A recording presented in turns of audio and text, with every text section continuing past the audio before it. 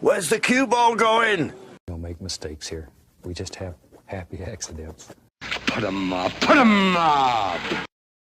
No bar, no pinball machines, no bowling alleys, just pool. Nothing else.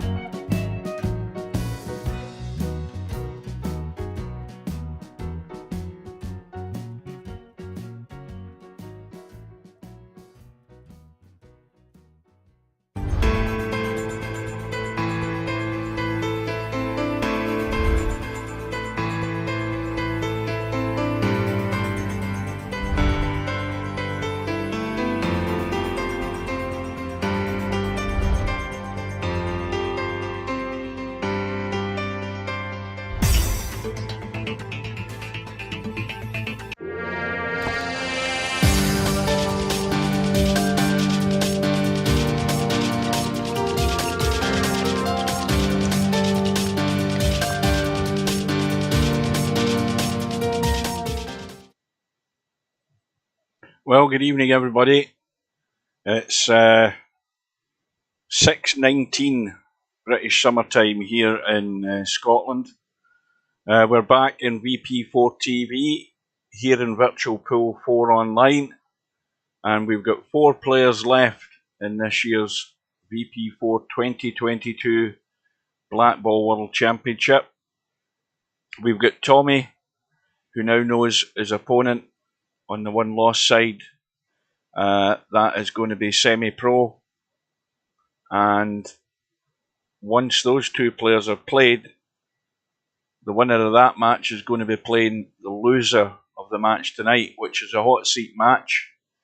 And it's a hot seat match between Albinario from Sweden and Cobra from the United Kingdom. Welcome to Spud Boy, One Pocket Slim, and welcome to Tommy.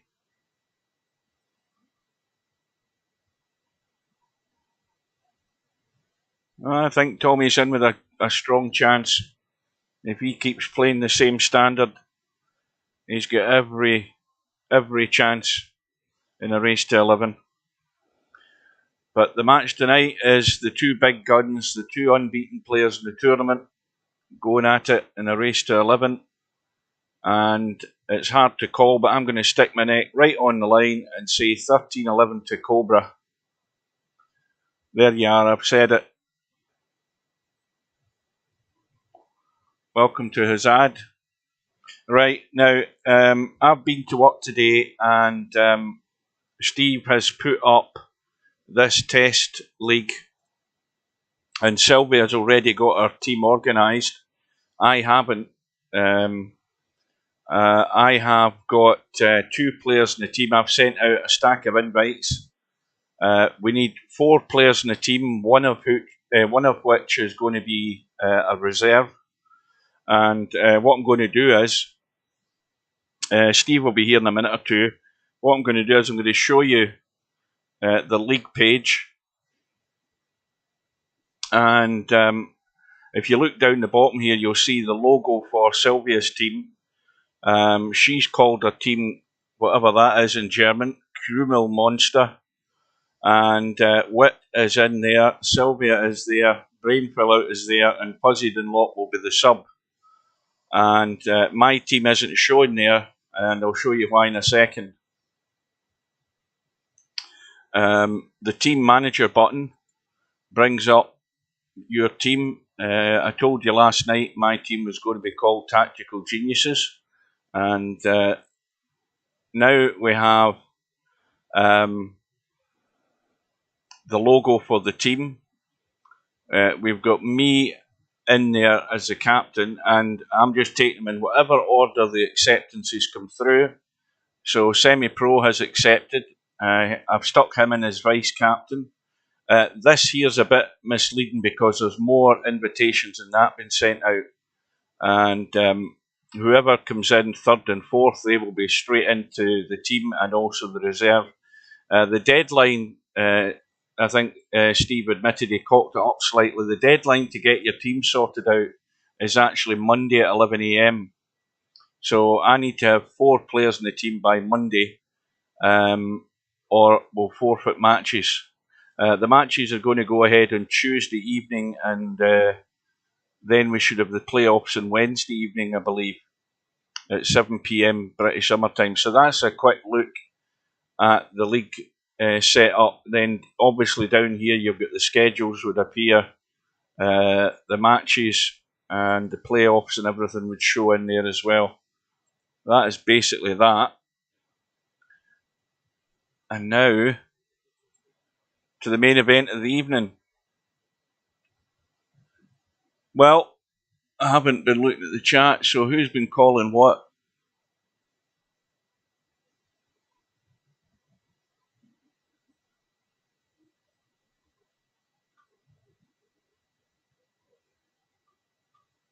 $13.10 to Albi. Slim says $14.10 to Albi. $14.10 I should say. Well, the thing is, if I get desperate, I'll take anybody. because I've sent out invites. I sent an invite out to Wit, and I didn't realise it was already in Sylvia's team. That's how desperate I was. I was only, straight home from work, and I had a look at it. So I've got until Monday morning, but I won't be here Monday morning. I'll be at work. So it really needs to be sorted by tomorrow night at least. But of course, it's all very well wanting to be in the team. The question is can you be there for 7 p.m. on Tuesday night and Wednesday night? That's the question. If you can't be there, then there's no point in being in the team. Zangetsu says 13-0 Cobra. Well, I think you're getting into the realms of fantasy there, Zangetsu. Good evening to Wit. Welcome to a Happy Dolo. Well, Steve's already fixing things on it. There's already one or two glitches in the thing, and he's already working on repairs.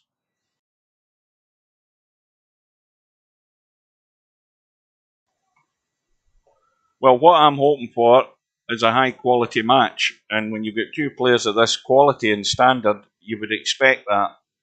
They've both got good touch. They move the ball well.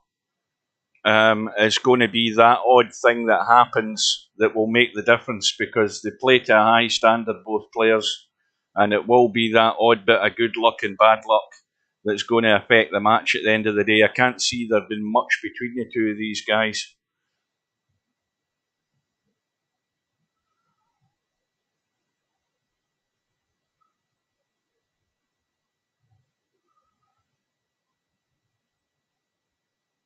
No, you can invite anybody when you're desperate enough. Steve doesn't care who comes in as long as there's two teams.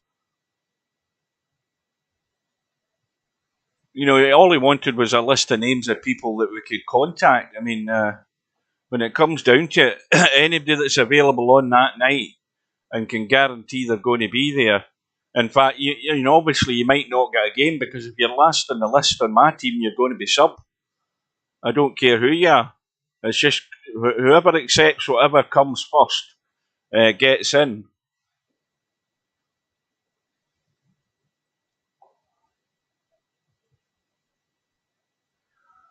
So we're about 3 minutes away, and as usual, no sign of Albinario. Cobra's been in practicing for a little while. Albinario is just going to turn up on spec, and usually when he does turn up, he doesn't really need much warming up. He finds his feet fairly quickly, but it could backfire on him.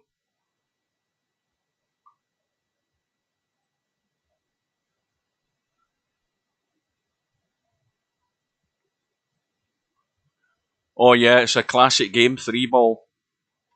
And I did have the bragging rights in 3-ball for having the longest run in 3-ball, but somebody tied that, I believe. If you go and look at the stats, I had a 7-rack run in 3-ball in one of the tournaments I was in, and then somebody tied it, I think.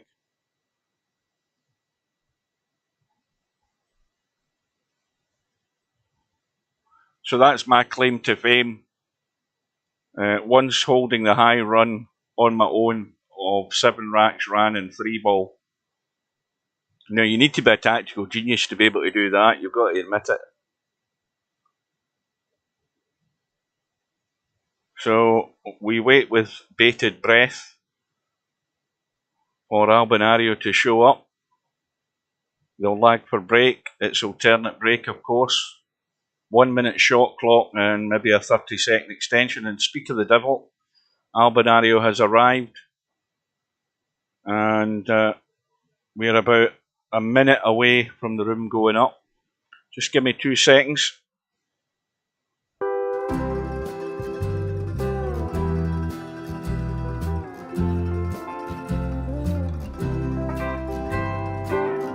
I'm just checking it was in Discord. We're just waiting on Steve turning up.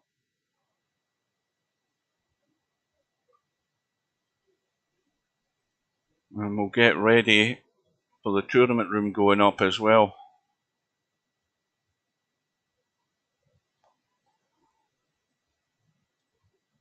Yep, I've already said it to any latecomers. 13-11 to Cobra. That's my shout.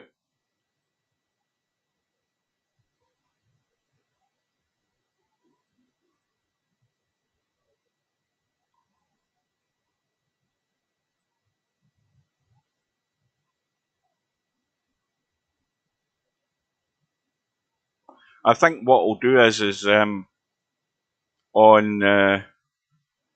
Tuesday night, I think I'll stream the league matches.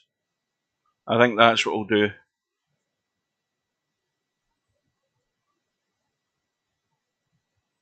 So we can see how to break the thing.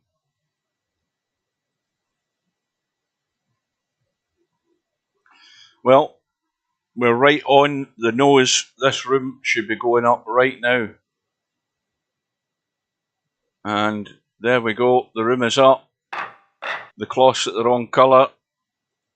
We'll set it to green. To blue, sorry. And Steve's probably in the middle of bug fixing at the moment and forgotten about it. So Cobra is in.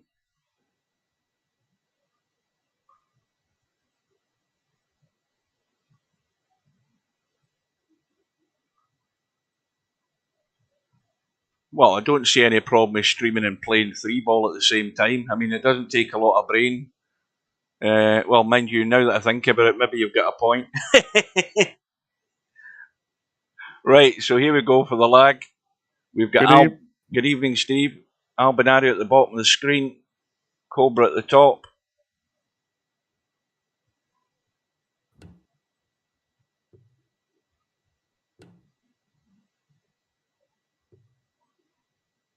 And it looks like Cobra has got it.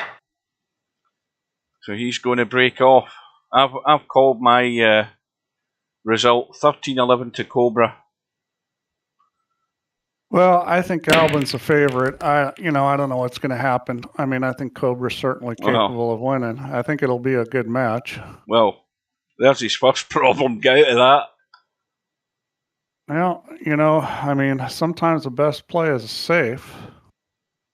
He could just nudge that and leave it right there and play safe. There's no easy shot. He may just play safe here, just bump it and, leave the cue ball right against the edge of the, pocket there and let Albin take a whack at it. I mean, you certainly don't want to do something here that's going to give up a shot. So even a little dink safe, even though that's a cheap little shot here, it, gives you another chance to get out of it the next turn. Because the thing is, if he opens up this pocket here where this red is, and Albinario has a snippet of yellow ball, Albinario could be out. Yeah, he's playing a combo. Oh, good shot. Yeah, he made it. Boy, it barely went in, but he did make it. I didn't think that was going to go in, but it did get in the hole.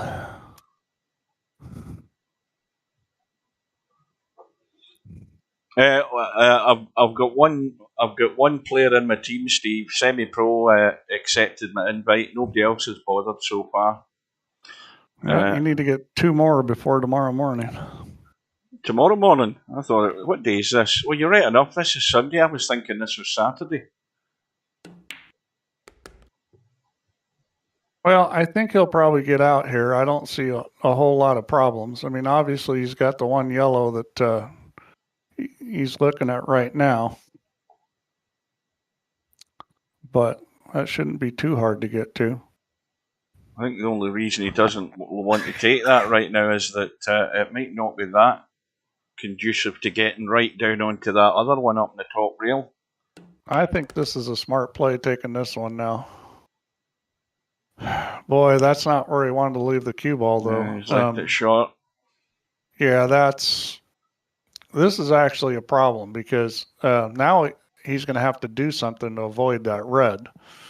And doing something with the cue ball is always, some risk. This is no longer just a roll it shot. I think he's going to do a little soft draw, but just a gentle one. I think that was a smart play. That was the simplest thing he could do. Problem is he's a little straight on here. He really wanted to go straight down and get this one yellow that's on the long rail. He's looking like maybe he'll shoot the other one down in the corner. Let's see what he does here.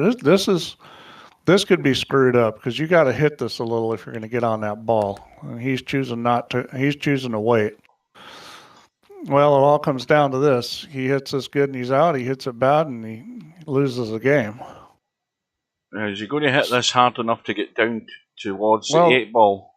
I think the safe move is to roll it and take more angle. You could stun this too. I mean, stunning it, you're going to get better position. Rolling it safer. He looks like he's going to stun it. Oh dear.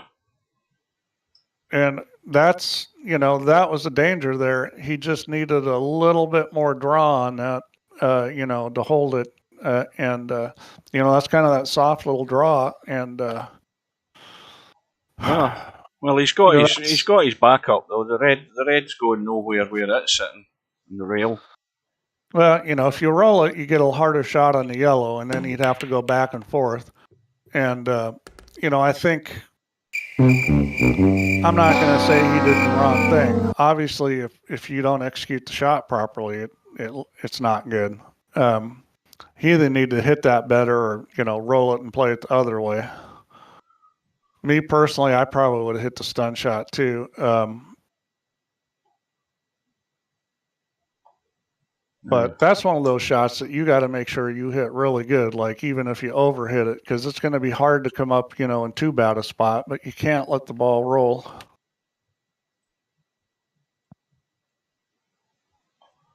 Well, this is off the rail, so he's just nudging it down towards the other one. And it's gone in. Yeah, it'll be interesting to see what he leaves for last. Well, I think he'll take these two at the moment. Well, he may decide to get on the long rail now. Nope, he's not gonna. He's gonna take those two. Well, from here, I'd certainly think about going over to the long rail and getting that one.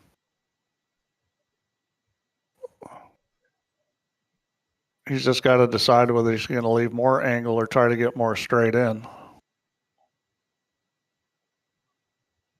And that's basically deciding which side of the 8 ball you're going to go. You're going to go under or over that 8 ball. I mean, he doesn't have to play for that ball, but I think he will. And I like that shot because he left himself a little angle to pull this back off the rail. Yeah, and just make it a little easier on the last red.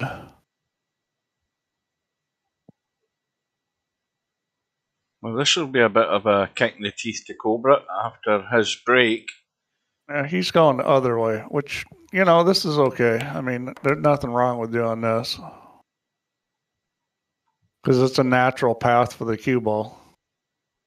Well, he's got to get this across, though. No, I think he's just going to soft draw it. Oh, yeah. He's managed to hold it. I mean, this light cue ball, it's real easy to hold. I mean, I think the shot that Cobra shot, he just a little lower on the cue ball and he was fine. He would have held that ball. He just, the ball probably started, losing a lot of the backspin when it got to the object ball and just didn't hold.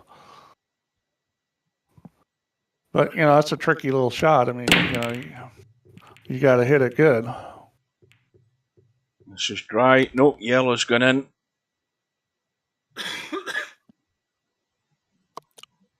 So problem yellow up the table. I think he's going to take the reds here because he can get.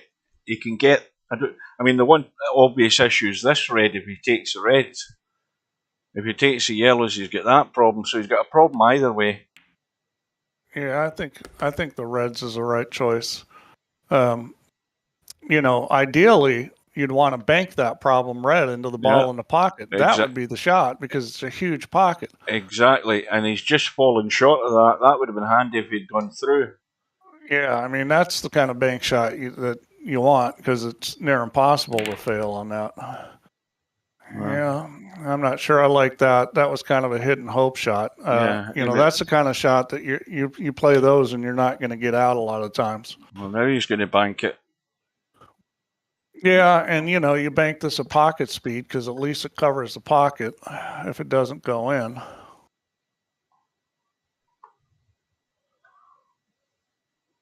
I mean, he doesn't have to bank this now, but I think it's a good play because you either get in table position or you're, I mean, if you feel like your opponent's going to run out, then you don't shoot that bank unless you think you're making it. But the situation he's in here, I think that's the right shot.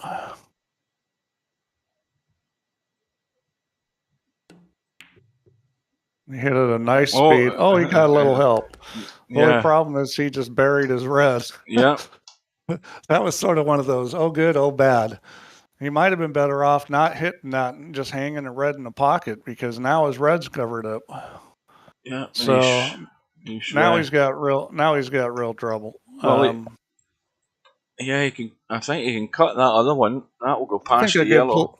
I think a good play is take this red that's pointed at the corner, hit in between the long rail and that yellow, shove the yellow over on the long rail. Now it's in between two reds, and you've got your red in front of the pocket. I think that's a good play. He's looking at that. Oh, he's going the other side of it. See, I would have gone on the long rail side and shoved the yellow over. But that's fine too. I mean, I don't think you got the pocket completely covered. Yeah, that yellow goes up there as well. That one that's next to the red. See, I think he would have been better off playing it on the other side. Wow. And there's that problem of trying to come into balls. When you come very straight into balls that are on the rail, that's going to happen a lot. You're a lot better off coming at those at a shallower angle. Well, I was convinced that yellow went, so I don't know why Cobra slammed that as much. I mean, I didn't look at it. Did it go? Well, I thought it went. I should have went down and had a proper look, but he had a slam at it to improve it. He's got it now. I think it'll go now. I mean, before I think it. I do think it went even after he hit it. But yeah, he should be out here. So I think Albin made a little mistake there with the kind of shot he played. I think he would have been better off playing it the other way. Now, it would have been a little harder to get the pocket completely covered, but he would have put that yellow right on the end rail. Welcome to Dwight. Welcome to Mark. Welcome to Vertical Liquid. Did you get that message, Mark?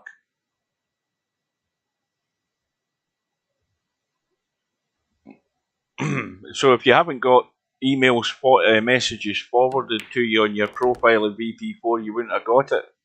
Did you accept it?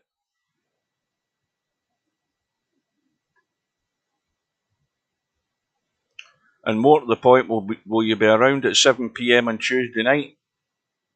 I mean, that's 2 hours before your bedtime. You should be able to make that. Right, let's have a quick look in a minute. Well, let's see. IQ saying 13-9 Albie. I'll tell you, I think Albie's the favorite, but I mean, Cobra did beat Semi-Pro handily, and that's, no easy match. So Cobra's really dangerous. Well, they swapped the first two racks here on one another's break. Yeah, and they've each made a mistake. Nothing major, but they've each made a mistake that cost them a game. And that's really, I think, what it's going to come down to with these kind of players is who makes the most mistakes. And I will tell you one thing about Albin is he has not played a lot of black ball. So he runs out good because he played so much straight pull. And I think he's a smart guy. But in the last match I saw him play, he did make some mistakes strategy-wise, just, not being used to playing black ball. And that could end up hurting him. Cobra, I think, has probably played more black ball. I would doubt that very much. Maybe he has played it in the pubs and bars and stuff in real life, but certainly nowhere near it in VP4. And well, it's funny. I just assume people from the UK play black ball. I mean, How can Yeah. you not? Well, most people would if there's a table in a pub. Yes, they probably would.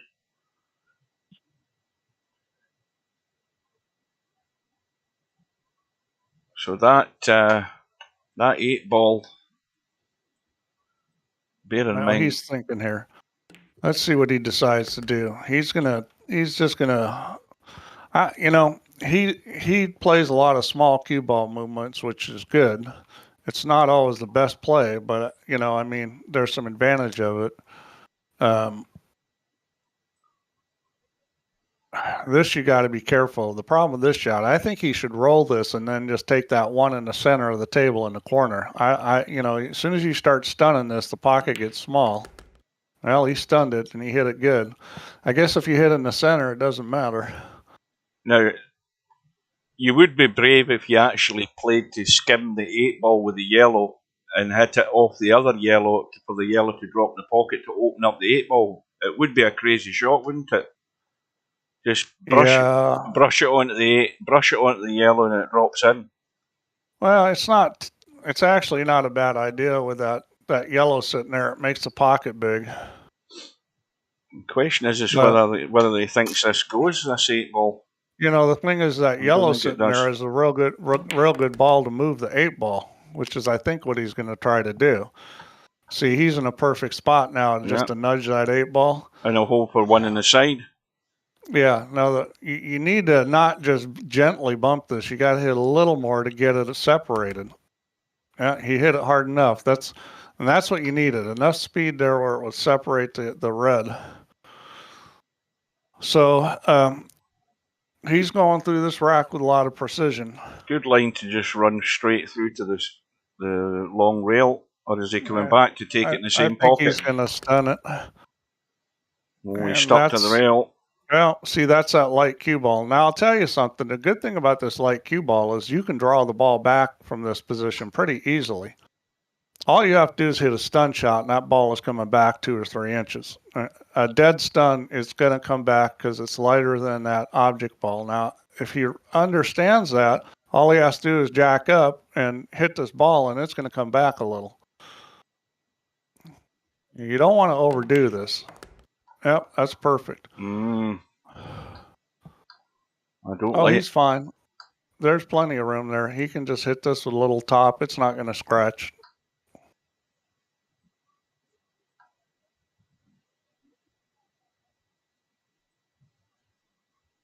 He's actually putting a little right English on to make sure. He didn't need to write English because that thing wasn't close to going in. Good response from Cobra.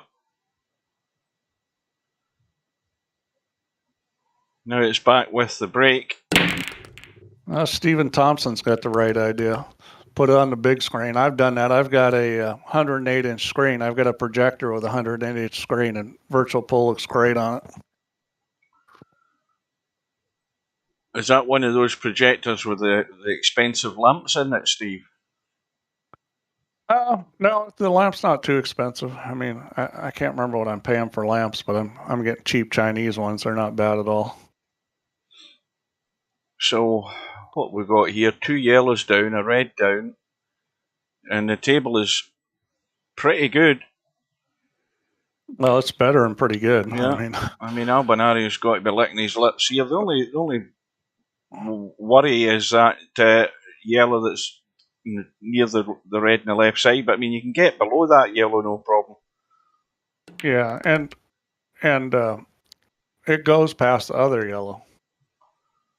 So he can play shape here, and no matter which yellow he gets on, I'd imagine he's going to go forward around the corner. He can get on either yellow. He can't hook himself. He can't get in a bad spot. Unless he rolls all the way down behind the red. I mean, this is about as easy as it gets. Now, he decided not to go around the corner, which is fine. I mean, I would have gone around the corner just because I think it flows more. I think that shot was a little harder, but... Is he coming around for the same pocket? Yeah, he'll shoot this in the same pocket. He almost has to. I mean, the angle he has, that's just the natural roll of the ball. All he had to do was put a little English on it. And running English is basically a natural shot. if you really have to twist it up, it's not. But a little run in English is pretty much almost the same as dead rolling it. Hmm. And he's got a little running English on this. I tell you what, in real life, you're going to put a little running English on most of those shots, and the reason why is you want to avoid any kind of situation where the ball grabs and causes you to miss. So neither player giving an inch at the moment, but something's going to happen at some point. Well, obviously the break's going to be important, and breaking dry or scratching is going to be a problem for players, and there's a dry one right there. Right, so problem situation up table. Everything else looks reasonably okay. And the other thing would be if you take the red into the side, you've got two reds there above the 8 ball that would allow you to get a nudge into that yellow or the red to bring it into play. I don't think it's. I mean, if you look at that, there's a space to get to cut that red.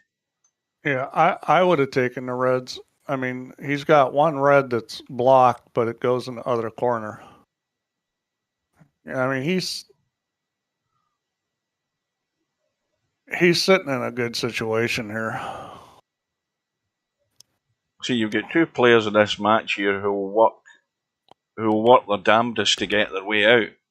Well, they'll figure it out. Yeah. See, this one red that's below the 8 ball, kind of near the long rail, that's the red he can use to get on the other red. So, he's going to be thinking, I'm going to use that red, get pretty straight on it, and just roll forward a little. That's going to be his plan.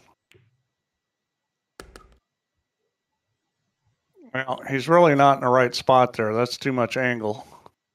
So now things are going to get interesting because he didn't get where he needed to be.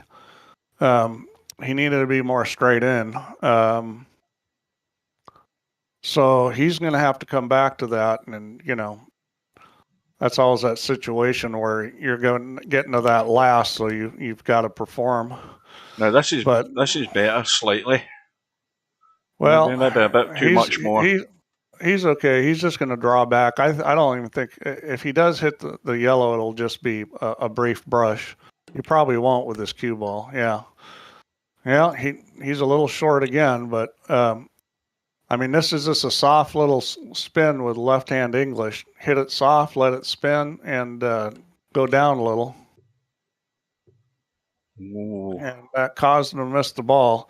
When you hit it soft like that, with inside English, the tendency is to undercut it just like he did. Because what happens there is that the ball's going to curve more because you're hitting it soft. It's going to curve right away. And you're not going to get, you're going to end up with probably as much curve as you get deflection. So aiming gets a little trickier, and he just, he played for too much deflection for how hard he was going to hit it. Well, this will be a good out for Cobra if he can work out this problem. Yeah. Well, he's always got the choice of trying to play for a free shot. Now, it's kind of risky here because of where that red is. I mean, that red is kickable. This is Albinario territory. Yeah. Cobra's setting the bait. He's got a blocker, which helps. But I mean, that's the one problem is trying to play for free ball when a ball hung in the pocket. You've got to cover up pretty good. I think he did a reasonable job. That yellow near the end rail is very large and in the way. Albie's looking at. He's going to try to spin this, and this is real tight. It might work, but it's real tight. No. Yeah. He didn't pick the line that time. So if this is what I would do here, I would hit the yellow into the red that's over the pocket, and the reason why I would do that is because if you want to duck again, you can duck without that red hanging in the pocket, for the guy to kick it. Because you never know what's going to happen. You could screw up and need to duck. See, now he can duck without having to worry about that ball hung there. Yeah, he's good to go here. Yeah, I don't think he'll have to duck, but, you never know. I mean, never underestimate your own capability of screwing up.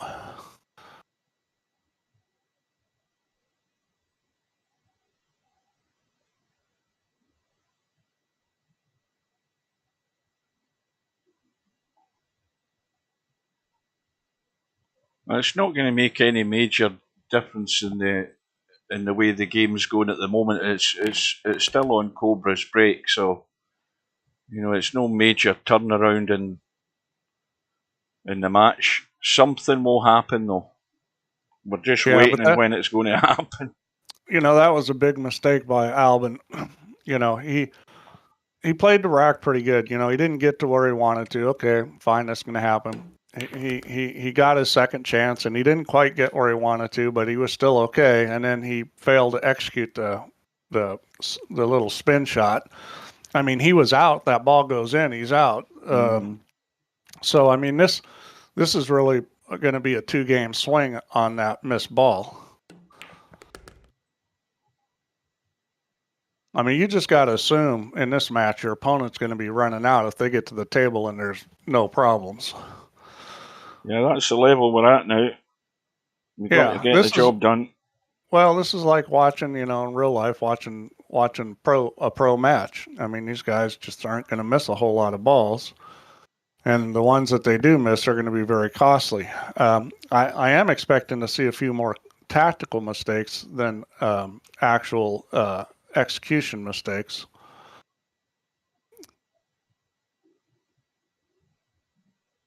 But, the break becomes very important in this kind of match where guys aren't making a lot of mistakes. Breaking dry or scratching is just, a huge, huge problem. I think when I looked at the stats the other day, Albinario, out of the players remaining in the tournament, is the one with the lowest balls in the break stat. Mind you, him and Cobra played the least amount of matches, though. Yeah. I mean, the thing is, wow, what's he doing here? That shows me something there. I mean, he hit that shot with top and inside, and what that shows me is he's not scared to hit the shots he needs to hit. And that's a great attribute. That's how I've always believed you should play pool is hit the shot that's required and don't start trying to cinch balls. And he just did that. He shot the shot that he thought was required. It's probably one of the most important things in being good at the game is playing the right shot that's required and not bailing out. Yeah, and that just shows you mentally he's in a good spot. He's committed to playing, a certain way, and that's strong. That tells me he's going to be capable of winning this match. So Albinario is always going to be under pressure to perform because as long as Cobra keeps that one rack in front, Albinario is the one that's got to produce the next rack. Well, he's got a couple balls down, but the situation is not wonderful. 2 reds and the 8 ball are on the rail with the 8 ball. I'm assuming he's going to take yellows. There's some problems with those. Yeah, it's not. This table's a mess. Well, this is going to be a strategy rack, I think. I doubt anybody's running out. Yeah, this is going to be some ducking and diving, I think. So you got to decide right off the bat, what do you want to take? I'd probably take the yellows. If he wants, he can shoot the yellow in the side pocket and take the cue ball right into that cluster of the 2 yellows and the red and try to move those balls. I mean, that's there right now. It's sitting at a great angle to play that shot. I don't see a lot of reason in taking the reds. He doesn't even have a good shot on a red. I mean, he's got a bank shot on one. Now, see, he decided not to go at those balls. See the direction the cue ball was rolling? And I'm not sure why he did that because those balls are all locked up. So at this point, you move. Okay, so you've played your shot. You've got the balls you want. Now you don't make balls. Now you put balls in front of pockets. I'm thinking maybe hitting that yellow down in front of the 8 ball. Well, Bounce it off the short rail. see if he pots See, that one. He's on that one. Well, he's gone a bit too far. I think his idea was to get on this one into the side and break them open that way, but he's gone a little too far for comfort. well, there's nothing wrong with that, but the problem is where these balls are. They're not inducive to getting to the other balls he needs to get to. Yeah, I exactly. would have moved him. Getting to him like this. This is kind of a straight pull thing. Don't move balls and get to him like this is kind of the normal thing in straight pull. But the problem here is that he needed to move those balls and get them in a better spot so he could get down table for those other two. This is going to be a big problem because, all he's doing is sinking the ship right now.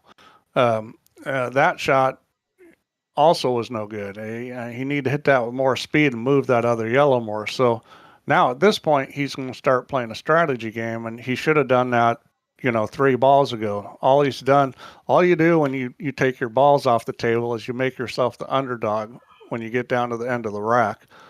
Well, Albinario's letting himself open here to problems because of where these two reds are down by the 8 ball, because Cobra's got a target to get to put Albinario in trouble. He needs to put a ball in front of the pocket, and one he should put in front is that yellow. He should shoot it behind the 8 ball and get it in front of the pocket. That's what he should have done 3 shots ago, but he still got that shot. Yeah.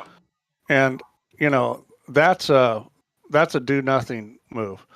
That's not productive at all. And that's showing Albin's lack of experience in playing this game, because that's just a waste of a shot. That didn't accomplish anything. Well, that is. I mean, there was plenty of room to kick to the short rail and bump the 8 and leave the yellow where the 8 was. Well, I'm not sure what Cobra was thinking there.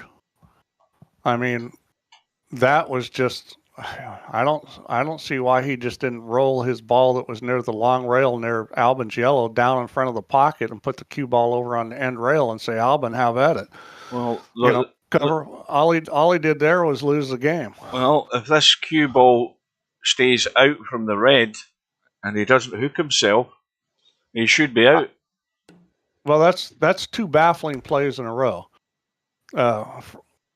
Well, actually, Albin's, I think, was more lack of experience. This play Cobra just did was just baffling. I'm not sure what he was trying to do there. I guess he was trying to make a ball. Maybe he thought something went off the back of the 8 ball or something. He shot it so fast, I didn't really get a chance to look at it. But, if you didn't make a ball there, you were going to lose, most likely. And is he so good? I don't know. Either he didn't execute or that was a foolish play, and I'm not sure which one. I think he's just got enough here.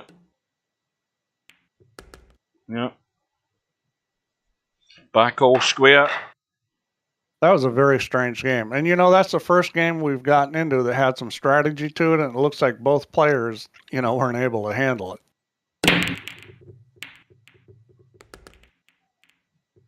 With these guys, we know they can run out. The question is, what kind of strategy can they play? Now,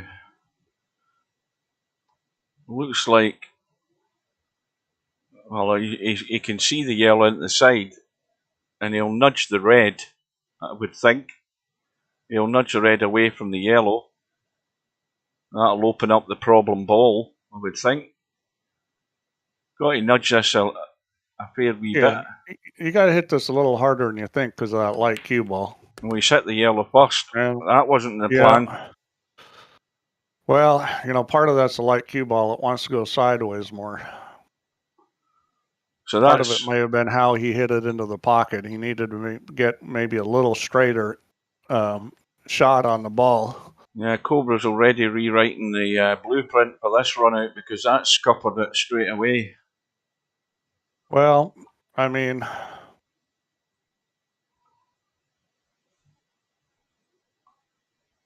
at this point, I think He's probably better up trying to cover a pocket up. I mean, he could try to bank this one yellow that's locked up on his red, and that does two things. He could potentially get in front of the corner pocket, and then he could also move it. He's going to try to play a safety that was pretty difficult to get to. I thought it would have been easier if he was playing a safety. It would have been easier to brush that yellow and come around behind this yellow. Yeah, it might have. And the problem with that safety was Albin had one ball that was blocked right there, and he just gave him a shot on it. By trying to play safe behind that ball, he gave him a shot on it. That was a tricky save. Anytime you're either snippering a guy or you're giving it up, that's a tough shot. Well, looks like that was a trap, because that ended up working. Albin missed a shot. Well, I think we all know where this game is going to be decided on. It's going to be decided with these two balls stuck together. Well, I mean, Albin's in the driver's seat as far as those two balls. He's got so many around him to break out. I mean, that red goes into the side. If I'm Cobra, I'm thinking about banking that ball that's stuck right now. Well, he's got the shot in the side. That's probably not a bad play. Well, this red goes in the side, though. If Albinario gets to the table, this. Wow, what a shot this is! I think, did he get an angle? He can get to that ball. He can if he goes forward. He's got to go forward around the corner. He can go forward around the corner with top left and hit that yellow that's in there. I don't know if he can draw it. He's trying to pinch a little bit here to do it. He's trying to cheat a little. Yeah, he was able to. It was uncontrolled. Is he going to get a roll? It looks like he's gonna. Sometimes that uncontrolled shot's worth it, because, if he let Albin to the table, he was probably going to lose. So that was a calculated risk that, okay, I'm gonna need a roll. I mean, he had three balls on the table that he could, get a shot on. Yeah, sometimes you've got to take that little risk. Yeah, sometimes that's the situation, is that that's the best play. With Stubb, it's the best play 98% of the time, but for somebody that can play, it's the best play like once in a while. And he's just going to hit this with a little bit of left English and kind of bring it back. You want to get on a line kind of running at the red ball. That's a good pace. Yep. So, Cobra, well played Rector. He was able to get out in a situation that was not that easy. Well, everybody's sitting here on tenterhooks waiting on this break. Whoever's going to get this bit of daylight between themselves and their opponent. But again, Albinario, oh well. Albin's break is looking good. I mean, that's...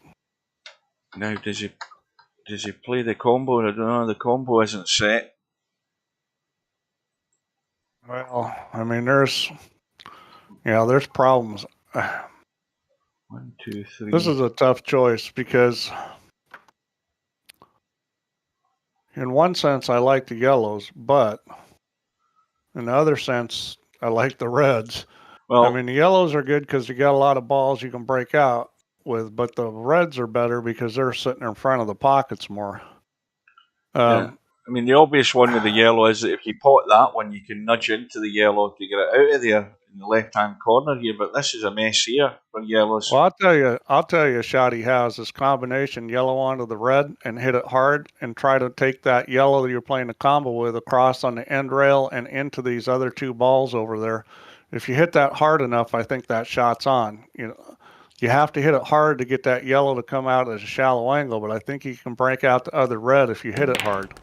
Oh, he's missed it. Well, you just need to hit a little harder. He hit it pretty hard. I mean, that shot was there, I think, but you would have had to really crank it, because you got to get that yellow from going forward. Either that or, you know, hit it at a little different angle.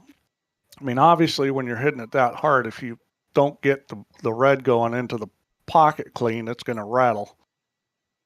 Well, you know, so that didn't work out so good. So now he's going to have to play strategy. Yeah, I think he's cutting this yellow to his yellow and red to get the yellow to go to the pocket. He's going to cut this off the other red and put it in front of the pocket. Oh, he just went straight to it. I'm kind of surprised he did that. Yeah, and I'm thinking Albinario was in the yellows. No, I thought he would go off this other red, and that would put the red in front of the pocket, and it would knock his red out from that yellow. This is probably a little safer play as far as anti-run out, but I thought the other play was better as far as winning the game. Well, I think at this point he's just got to try to cover the pocket. I'll tell you one option he does have is he can bank this red long rail into the yellow and put both his balls right in front of the pocket. I mean, I'd consider doing that. Take the red and bank it. Yeah, I like that one. Because, you know, I don't think any balls are going to go in, but what would end up happening is you'd have two reds right in front of the pockets and two yellows that don't go. Well, that's what he's got. That's what he's got at the moment. He's got them blocked. You know, it's not a bad play. I mean, because if I was Cobra, I would have tried to get that more in front of the pocket. He kind of just nudged that. I would have tried to get that in front of the pocket. Because at this point, the more ball pockets you can cover, the better off you are. Now, obviously, Albin does not want to make this, so he should just run up to this ball that's in the pocket and just nudge it and not make it. Yeah, he should just bump in behind it, get it to the rail. No, not bumping behind it. Just hit it like on the either side of it and just get a little closer. I'd hit on the left side real easy. Yeah, see, I would never have done that. Or you could pot it. Well, maybe he thinks he can run out here. I mean, he's going to have to play this rail first. The problem is to get into that yellow that's blocking his red will be very difficult. You're almost better off playing this off your own red and taking a chance that they don't go. I would not hit this hard. I'd hit it kind of not super easy, but not any more than medium.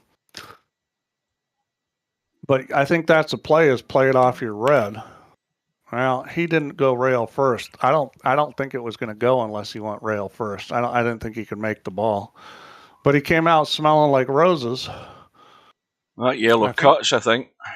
I think it does too. And, you know, I mean, it's not an easy shot, but Cobra makes this, he could win. I mean, it's not an easy run out. Everything goes, but, you know, that one yellow is fairly covered up. Cobra's looking at playing some sort of shot where he covers up, which is going to be a little tricky here. Now, this looks like if he... I don't know whether he's going to play that one in the short reel. Yeah, he is. He's trying to cover up. And let's see, did he get cover? Looks pretty good. He's left a cut for Albinario if he wants to be really brave. Yeah, and that's a tricky cut, and I think the scratch is very close on that cut. With this light cue ball, that scratch is probably on. Because remember, that cue ball will not go forward. Normally, you get to the end rail, but with this cue ball, I don't think so. If he tries that cut, I think he's going to scratch. What's he doing? Well, he's looking at the edge of this red. I mean, this is cigarette paper thin. Yeah, he can see the edge. Yeah, he's got it. He's got a nice nudge as well, albeit he sent his red down the table. And, now, you know, Cobra made a pretty smart play and just left the teeniest bit, and it's going to cost. Well, he's going to brush into this yellow, I think. No, is he? No, I think he's taking evasive action. Yeah, I think he will, because he's going to hit it hard. Well, he hit it easy enough. Where's this going? Yeah. See, that's the problem with that. You're better off hitting that harder and having it go sideways and bump that yellow, because the yellow is just like a rail. It would have bumped it, come off a little higher on the long rail and come out. He would have been fine. Yeah, that was an execution mistake. He should have hit it harder and let it bump the yellow. He tried to kind of baby it so he didn't bump it, and that's why he ended up where he is. I think the middle pocket's in the way here. That's why he's putting left English on it. Yeah. Well, this is a make or die shot. Yeah. Yeah, the middle pocket was in the line of where he wanted to hit. Now, Cobra's just going to separate his two problem yellows here. And away he goes. Well, what it is, though, is it's going to be a break for Cobra. If he can get out, he's going to have a 2-rack lead. That wasn't a great place to put that yellow, but he can go down and get it right now, which I think he will. I think the play is shoot that one on the side and go down and get the yellow you just knocked down to the end rail. Well, he should, because it's given him at least one chance to get that yellow. He's got other balls that he'd have to track back up the table to get it if he doesn't do it now. Well, he's thinking not, which, I mean, the bottom line is on this table, if you don't get out, it's a huge fail because, for a player at his level, this is about as easy as it gets. I thought he'd go down for that one ball just because it was easy to get to it then. Looks as if he's going to roll this down. I think he'll hit this with top and right and go all the way down. That's what I'd be doing, is I go down for the one on the end rail right now. Yeah. Yep, just like that. Because that ball in front of the side pocket, when I say ball's extended, that one's not too far out. That one, it's pretty hard to get really screwy on.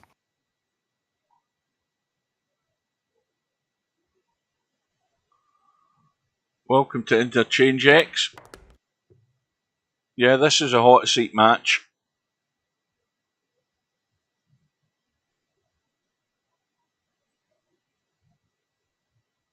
Okay, so now with this light cue ball, see, he could have stunned that across. He decided to go forward, which I think I always like. I'm a big fan of rolling the ball as much as possible in this game.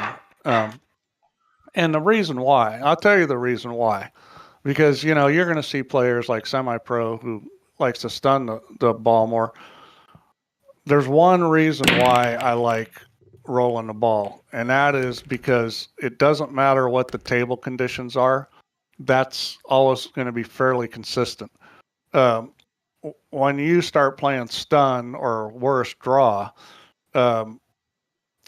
you get on a table that's really slow or really fuzzy felt, or, the humidity changes, and all of a sudden, all those shots change. And I will say that it doesn't change a stun that much, but it changes a draw a lot. So the bottom line is the shots you want to play are either natural path rolling shots or you want to stun the ball. Both those shots are good shots for this game. As soon as you start playing a lot of draw or juicing up the cue ball with a lot of side spin,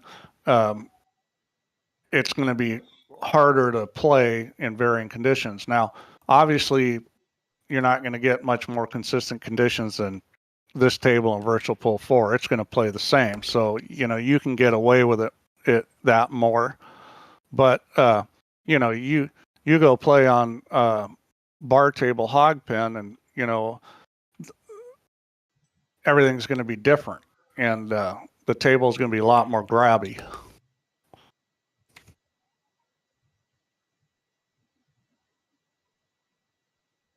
Well, suddenly Cobra's got himself a 2-rack lead, and he's favourite now to be stretching it to 3.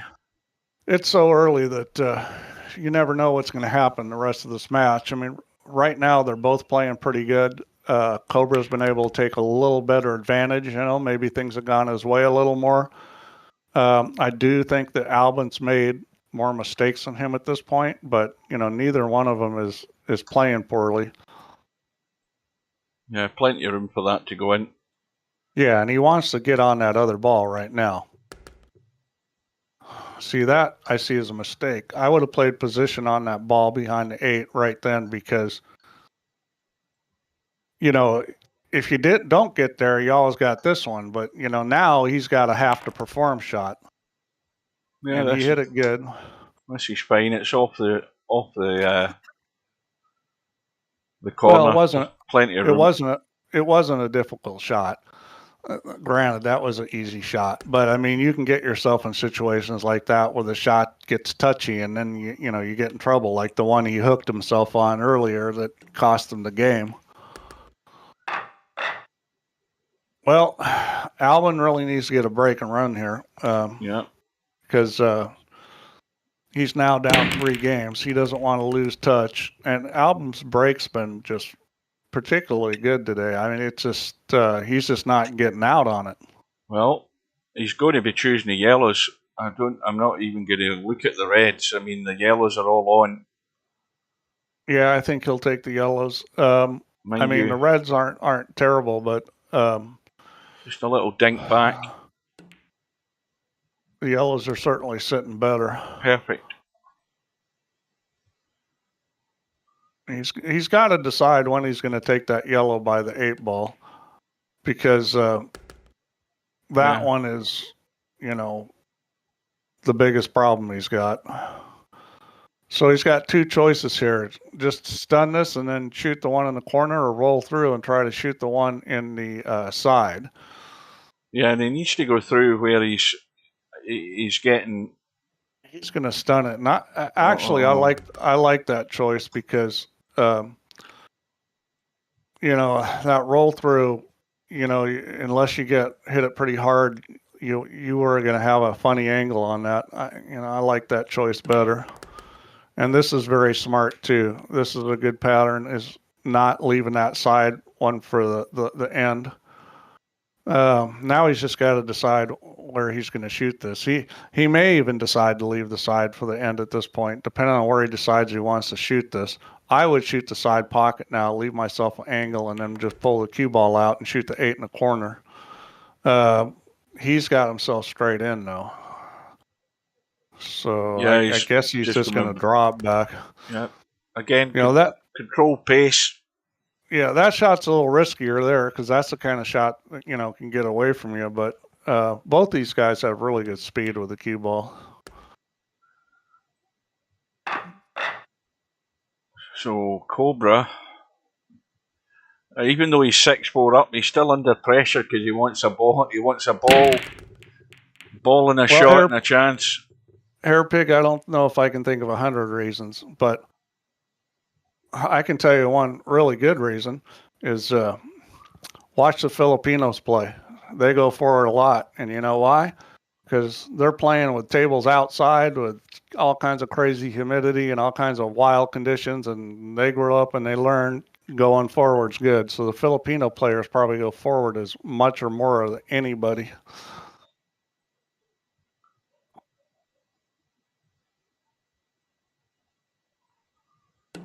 Well, Albin got out, so he did what he needed to do, but it's looking like Cobra's probably going to do what he needs to do. He's going to need to move this 8 ball at some point. Right now. And that was a smart shot, because he said, I need to hit this with a little speed, because if I don't, I may not come up with a shot. He hit that with enough speed to get the cue ball to come out. He didn't need that much speed to separate the 8, but he needed that much speed to make sure that he came out and had a shot. Now, I think he's going to shoot this one, even though it's tight. Yeah, I think he's going to shoot this one right by. Yep. I mean, that, you might as well shoot that. You're sitting right on it. I'm kind of surprised he didn't just stop it, though, that he went forward, because he put himself in kind of a little funny angle here. Now, the shot here is to pocket that ball and go behind the red, and it'll spin right out for this other yellow. And he's not looking at it, but the shot is just, I don't know what he's doing. The shot is just shoot this one that's sitting right in front of the corner of left English and let the cue ball go behind the red ball, because when it comes out and hits that other long rail, it's going to open up and it's going to go past that yellow. Well, do you not have to stun that with left English for it to go behind the red, though? No. Not with this light cue ball and not at the angle he's got. Or he could just do that. Yeah. Well, I wouldn't have done that just because, that was just a tougher situation. He had to run into a ball. I mean, it was a harder cut. But a lot of that's confidence in knowing where the cue ball is going to go, and knowing the path that the cue ball wants to go on, because that was a natural shot. And the better you know the line the cue ball goes on, the easier it is to play pool. Now, obviously, these guys are pretty good, so they've got a very good idea where it's going. But if you watch like players in real life and stuff, the differences you're going to see, especially as you get up into the really good pros, is how well they understand the line that the ball is moving on. Well, Cobra's did what's asked of him, keeping the pressure on Albinario. Yeah, well, at this point, if Cobra holds serve, he's going to win this match. I mean, that's basically a situation is he just has to hold serve. And that's a tough thing about alternate shot is that if you get behind, you got to have the other guy not hold serve. Yep. You can't win if he holds serve.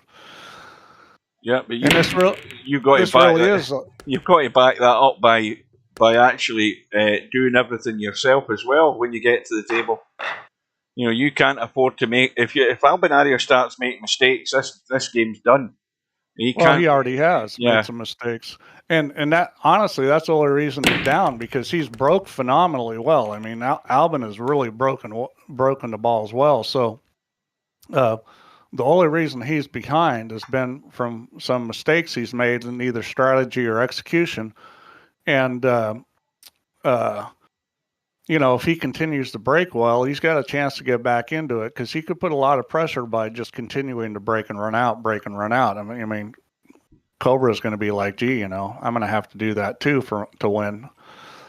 If he can get Cobra thinking about it a little, I mean, he's got a better chance.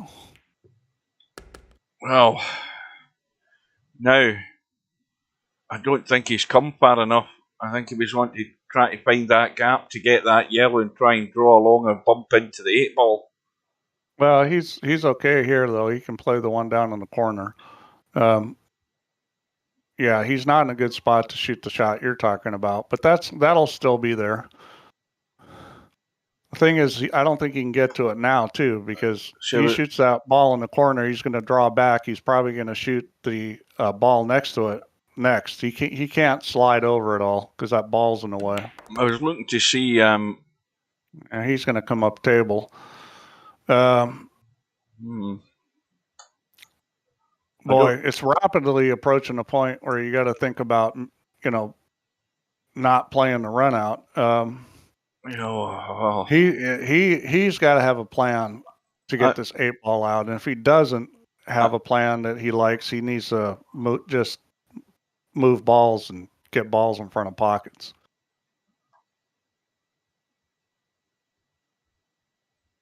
I mean, he could take this one yellow that instead of making this just hanging in front of the pocket and put the cue ball on the end rail, hit it over so it bumps the bumper on the long rail and sits in front of the pocket, and just put the cue ball on the rail and let Cobra have at it. Because it's not going to be, a trivial run out. Especially because he's probably not going to have a shot. If he just puts the cue ball on the end rail, there's no shot.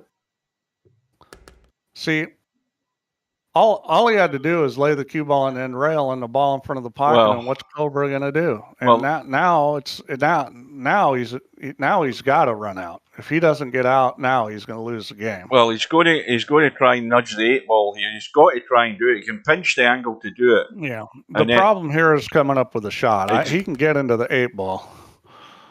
Well, he's got a shot. Yeah. See, there was going to be a little luck there. I mean, he tried to control it, but there was definitely some luck involved there. I mean, he could have been locked on that red or behind the 8. But at that point, that was what he had to do, and he came up with a shot, and now he's going to win the game. This is a pretty easy shot with this light cue ball. Because, I mean, it's just going to sit there, come straight out and stop. I mean, you can't do that with a normal cue ball.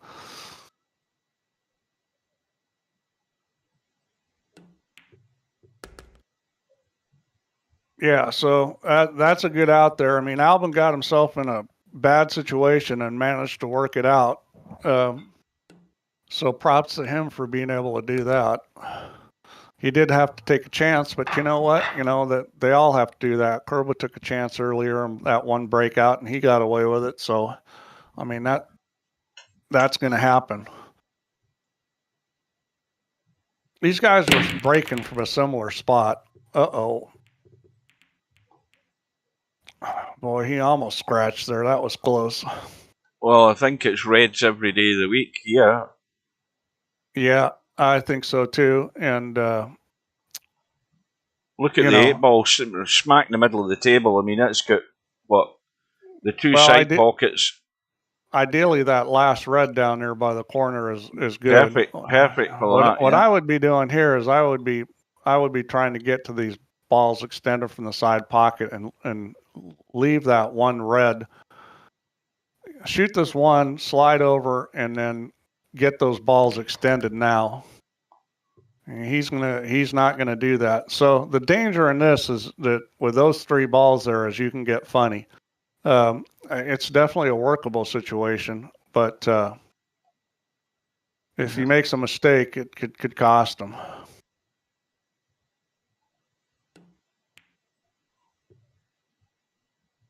Oh, there's a mistake. Well, he's got control of that pocket. Well, but that ball's so deep in there, I think Albin can make them both. I mean, that ball is way deep in the pocket. I mean, the hardest part about that is just, you got to hit it pretty full to make both, and the bumper is a little bit in the way. I think they'll still go. Well, he saw the problem solved. That's taking care of that. Yeah, that mistake's going to cost him. Now, I think he might have hit that with a little right English when he hit that, because that's going to check the cue ball. So it's kind of a mistake to really underhit it like that. Maybe he just tried to hit it with straight top, but all you have to do is put a little inside English on that, and the ball's going to check, and you can hit it harder. Right, so he's going through for this one. I'd say I'm going to say that's an execution mistake for Cobra. He should have hit that with inside and hit it harder. Well, that yellow goes as long as he gets right across here, I think. Oh yeah, that yellow goes every day. You just got to think about how you're going to play position to the next ball from there. And that's a good place to be, because now you can come straight off the end rail and out. That's perfect. So he's going to come off the end rail and out here, and then shoot that yellow that's right next to it. A little bit of right English, or he's going to go backwards. That's fine too. Well, Albie has a chance to get right back in all square here if he can take this out and break and run the next rack. It's going to be his break. Well, the one tricky thing here is where that 8-ball goes. That ball up table, the biggest problem with that is that the easy shape is blocked by the red. I think this is a wise move. Normally, you wouldn't want to leave that ball for last, but the way this ball was sitting, I think that's probably a smart move. Biggest problem he's got now is this shot's touchy. Right side pocket, I think, for this 8-ball. He's just going to run around the corner. It's a touchy shot, and he underhit it because he's afraid of rolling too far and hooking himself on the 8. He can roll this and be okay, but this is touchy too. This can get away from him and get him hooked. You could also draw this and go 2 rails into the red. If you don't like the roll shot, he's hitting this a little inside to kill the cue ball. That could put the side pocket on. Oh, okay. He ran into the red. That was a good play because running into the red, he hit it kind of heavy and ran into the red, and that was always going to be a good spot. Well, again, got to be dead centre this 8-ball.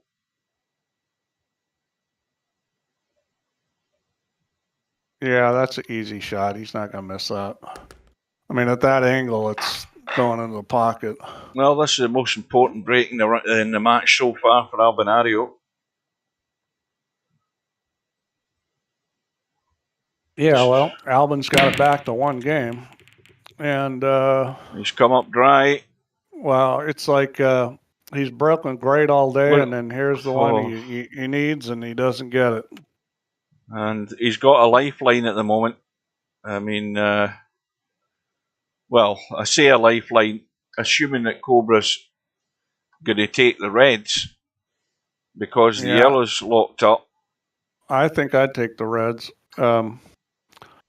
Obviously you got to figure out how to get to those, but I mean, he could try to get to them right now. He's got this shot in the side pocket. He could go forward or backwards. I think backwards is probably a little better with this cue ball. Yeah, the 8-ball goes as well. And he's going to play shape for this and try to use this to move balls. This angle's kind of funny though. I mean, I think with this light cue ball, he can get into that bottom red. Yep.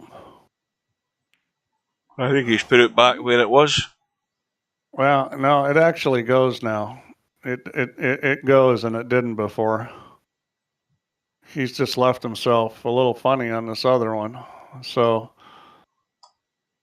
if I was him, I take it back. I was saying run into that yellow. Maybe, I think if he hits this easy, that cue ball is light enough he can run into that yellow, which will possibly give him a shot on this other red. Just like that. Yeah, he didn't hit the yellow square enough. He kind of got into the fat side of the pocket there, but he's okay still.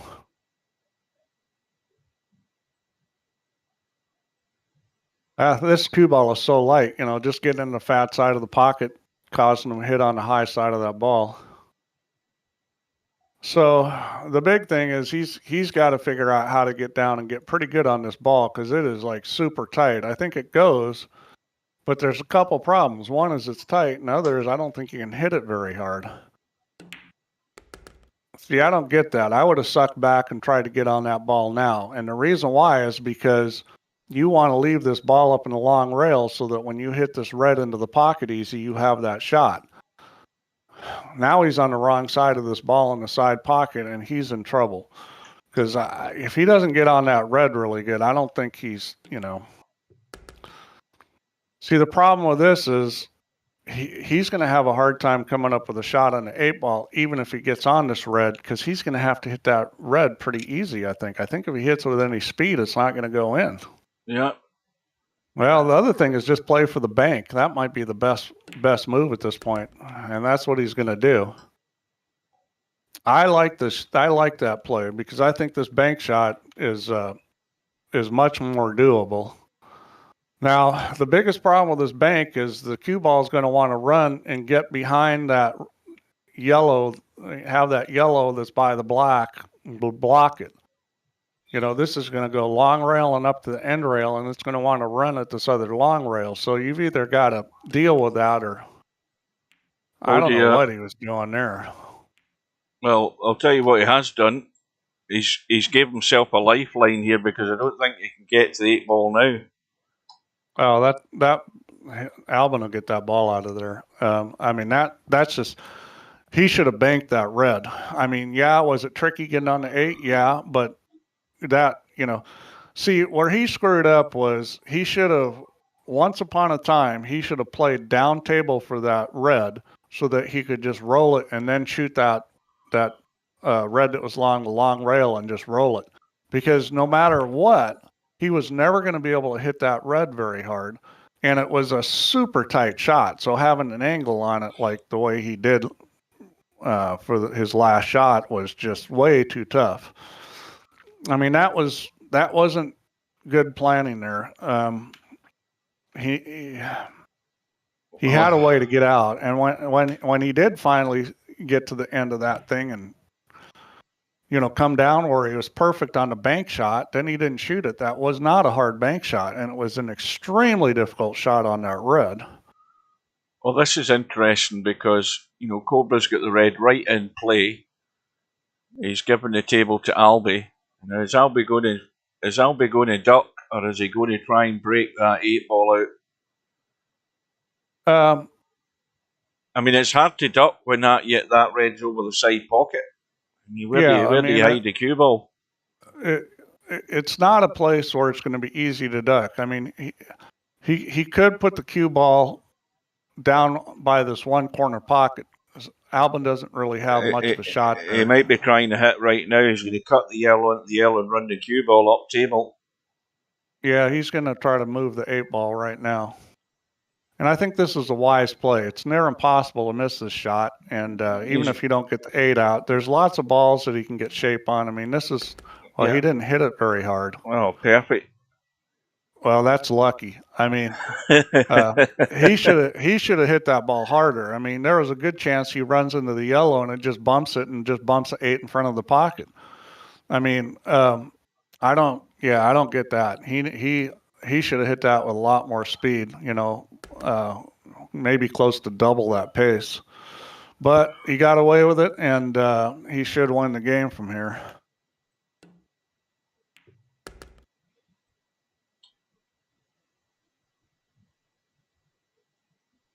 I mean, I don't think there's much doubt that Cobra's going to run this out. I mean, we haven't seen very few guys. Albi. Dog it. Albi messed up one, and he had a little tricky shot. These guys just aren't messing up the easy runouts.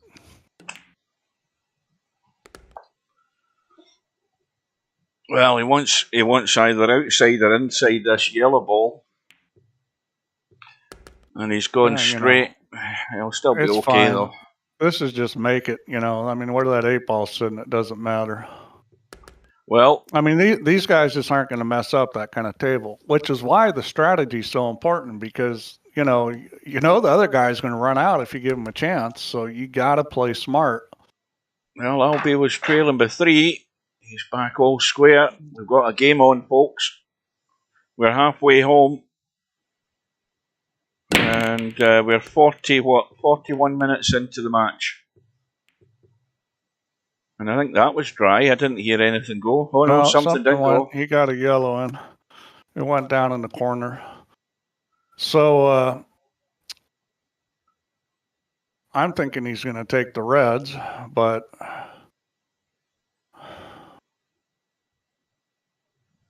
Well, he could get rid of one of the problem reds right now. He takes the red into the side, drops down for that red behind the yellow. That gets rid of one issue. Yeah, and the other issue is easy to get rid of with the other red there. So, I mean, he tried to stun it over. Now, why didn't he go forward there? Did he not have a good angle? No. I didn't look at the angle, but normally on that shot, you're way better off going forward. He must not have had a good angle. Either that or he played the wrong shot. He must have had just a very straight an angle. Because I don't think he would have done that unless he had to. Well, that's finding the spot. Yeah, well, that shot was on, but, it was a little tight. Now, you got to be a little careful here. I like not hitting this real easy because you want to bump that red and get the cue ball to run up into the middle of the table. And you just want to bump that red out. So draw, right English, and see. He's still on it if he wants it. Now, the cue ball didn't really come back as much as I thought it would there. I don't know if it was the way he hit it or what, but I thought the cue ball would come back more because the speed was okay. This could end up funny. I mean, he could end up hooked here if he takes this red. This ball could clip something and roll behind something here. Well, the biggest problem, I think, is the second yellow with that light cue ball. Now, he's not very high on it. See, yeah, he's hit the right side, though. Yeah, well, he's lucky because if he didn't hit that one, hitting the other one was not going to be good. I mean, hitting that one was a lot better. one thing I see guys do with this cue ball is they don't go real high on it, and you can go really high with this Q-tip before it miscues. If you want to go forward, you need to get way high on this thing because it doesn't want to go forward. Well, he's got a little bit of angle, but this again is just roll it. It's going to die. He's kind of shaking his head, but I don't think there's anything wrong with this at all. Yeah, the cue ball's not going to run that far. No, not this light cue ball. You don't even need to put inside. Just straight top and just, you know, hit it at pocket speed. Yeah, just like that. Now, here's where I would use this yellow ball as a rail. Okay, so I would draw this in a way where it's going to hit the yellow and then come across for the 8. It's just like a rail, the balls. And I don't see you guys in virtual pool do this enough. Yeah, he played a little kind of dead into it. I would have drawn it more, but he's okay. He actually played more of stun than anything else. Yeah, if he drawed that more, it would have hit the ball a little higher and then come over and been more straight in on the 8. But, I mean, he's okay here.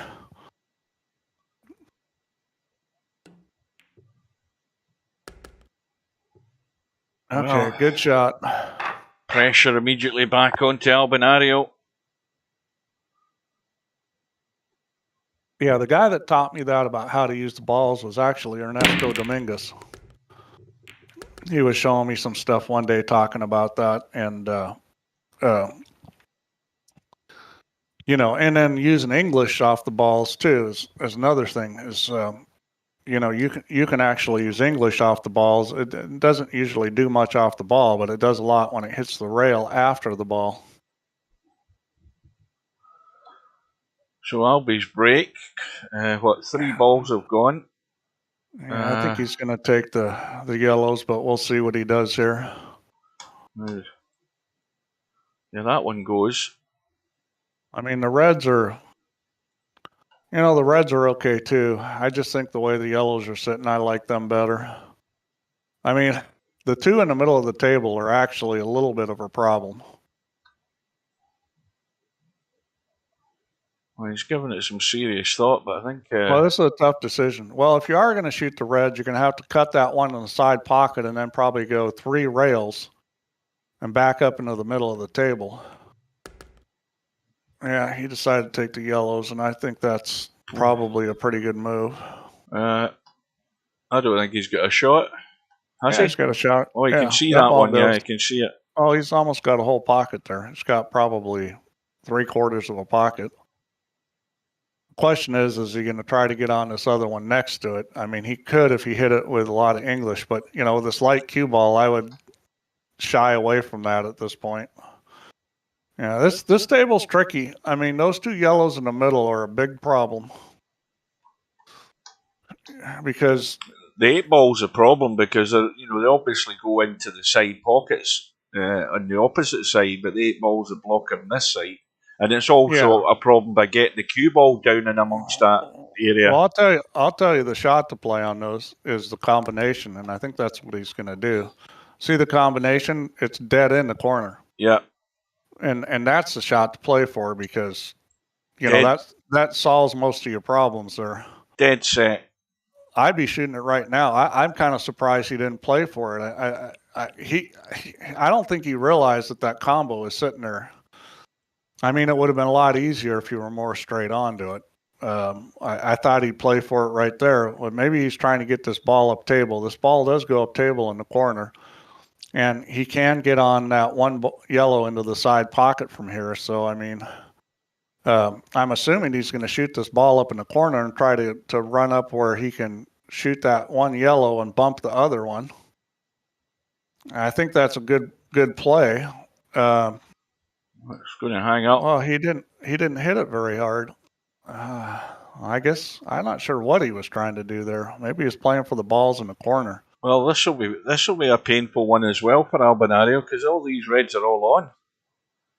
Yeah, I mean that. Yeah, that's a little surprising they missed that ball, and it's also a little surprising they didn't run up to shoot that yellow on the side. But I think the the biggest pattern error there was when he shot that ball in the corner, he should have played to get straight on for that combo. I mean, I can kind of understand trying to get that other ball out of there. But, you know, that ball was gettable later. I don't see a whole lot of problems here for Cobra.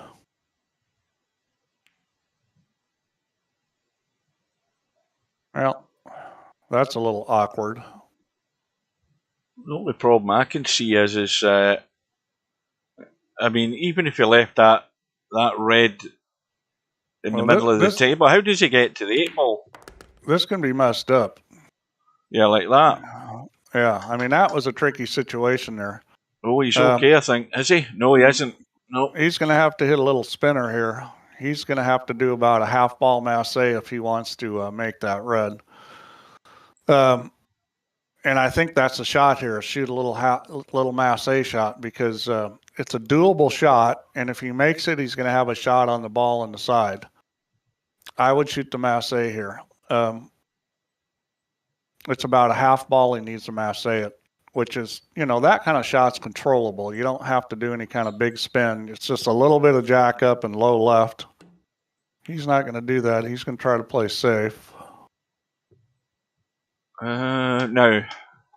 Obviously, well, the combo isn't there anymore. No, the combo got bumped. Well, I mean, the shot here is probably the little masse unless you're going to play a safety. If you're going to play a safety, it needs to be a good one. That was actually a pretty good shot, Cobra shot. I mean... I think Albie's got a shot. Well, it's a little masse off the rail. I think he needs to masse it a little to make that corner ball. I don't think he's going to do that. I think he could brush his second yellow behind those two. The second yellow in those two, brush it and just go up towards his other yellow. Yeah. To the pocket, he's got cover. He's got cover the 8 ball. It's a risky shot. If he doesn't get there, I think he's going to have to go through and use the other yellow for cover. He's going to play the masse.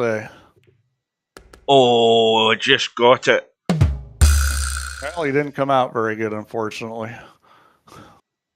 All right. Well, this is easy safety because you can just skim that first yellow, put it over, and you've got a snooker on both balls.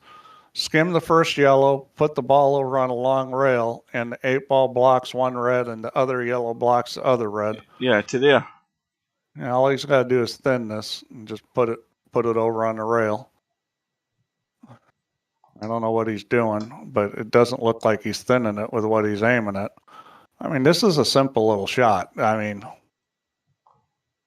anybody can play this shot that's got any kind of touch at all. Thing is, if he goes too far, he's leaving the cut in this red. No, I mean, this shot's so easy. So I think he needs a little bit of right. Does he not? Well, he's got the cover. It's a simple little shot. Yeah, he didn't need to do anything except thin the ball. Yeah, he got it. He played it well.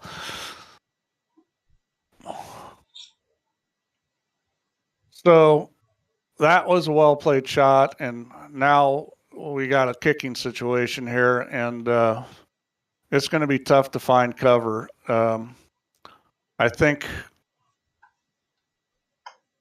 with those 2 balls in the middle of the table, your best shot here, other than kicking it in, is leaving a long shot. Well, this is, I mean, I don't know what's happened to Cobra there, but he's... it's full snooker, wasn't it? I forgot about it again. but you got to try to kick that ball in because, you know, best case, you're going to leave this kind of long shot, which, you know, you got to expect Albin's going to make it. I think that ball goes. Maybe I'm wrong. You talking about the one on the right? Yeah. That one. I think it goes. I mean, you might have to spin it a touch. You might have to hit it with, you know, just a little stun left English, but I believe it goes. I guess, you know, players aren't used to spinning those kind of balls in VP, but I know I've seen guys do it. I mean, this shot, I mean, it's clear to the it's clear to the knuckle. I So mean- he just needs to spin it a little. And he's going to play safe, which I don't think is a bad play if he gets there. Oh, he shot the ball. Wow. Yeah, everything's come up roses. Well, that was a hell of a shot. Not only did he make it, but he got a really good shot on the ball. Yeah, look at Paris can back off that one though. I thought when he was going up that yellow, he was just going to play safe. He's fine here. He's just going to go forward and off the long rail.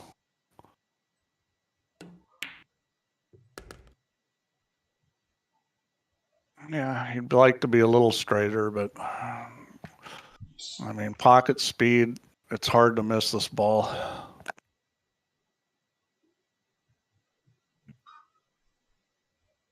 Yeah, I mean, he had a dead easy safe there where he could have just pushed the yellow forward and left the cue ball behind the other two yellows and left Cobra no shot. But Yeah, it wasn't a terribly hard safe, but I mean,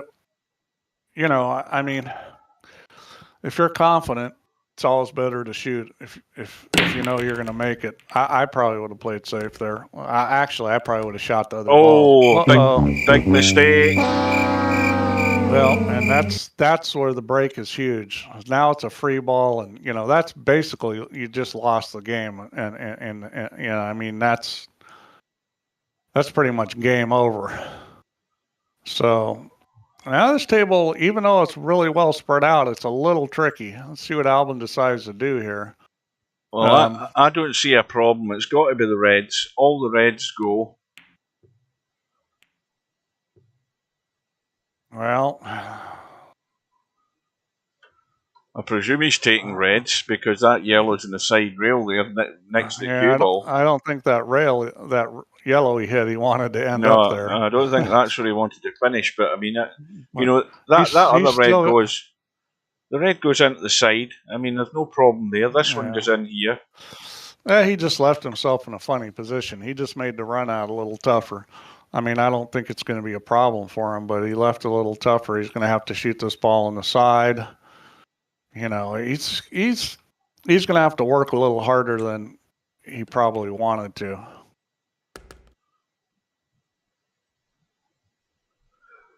So you got your choice of playing shape on 2 or 3 balls or just one. I'd probably come around the outside here and play shape on 3 balls at once. Well, remember what I said earlier in the match, there's going to be something happen at some point in this match. See, he didn't do that. Okay. He needed to go 2 rails and play shape on all 3 balls. Yeah. Or he needed to go straight down the table and play shape on the ball on a long rail. Instead, he did neither. If you're going to come to the outside, you need to take that 2 rails. Yeah, see that? And that's why you want to play shape on 3 balls, because otherwise you end up with this. Now, I think he'll probably make this shot. The question is he going to come up with a shot after this? And, I mean, the only ball he's got to shoot is the one down on the end rail, so he needs to get the speed right on this. And it may be 3 rails. That's what I'd be doing here is 3 rails.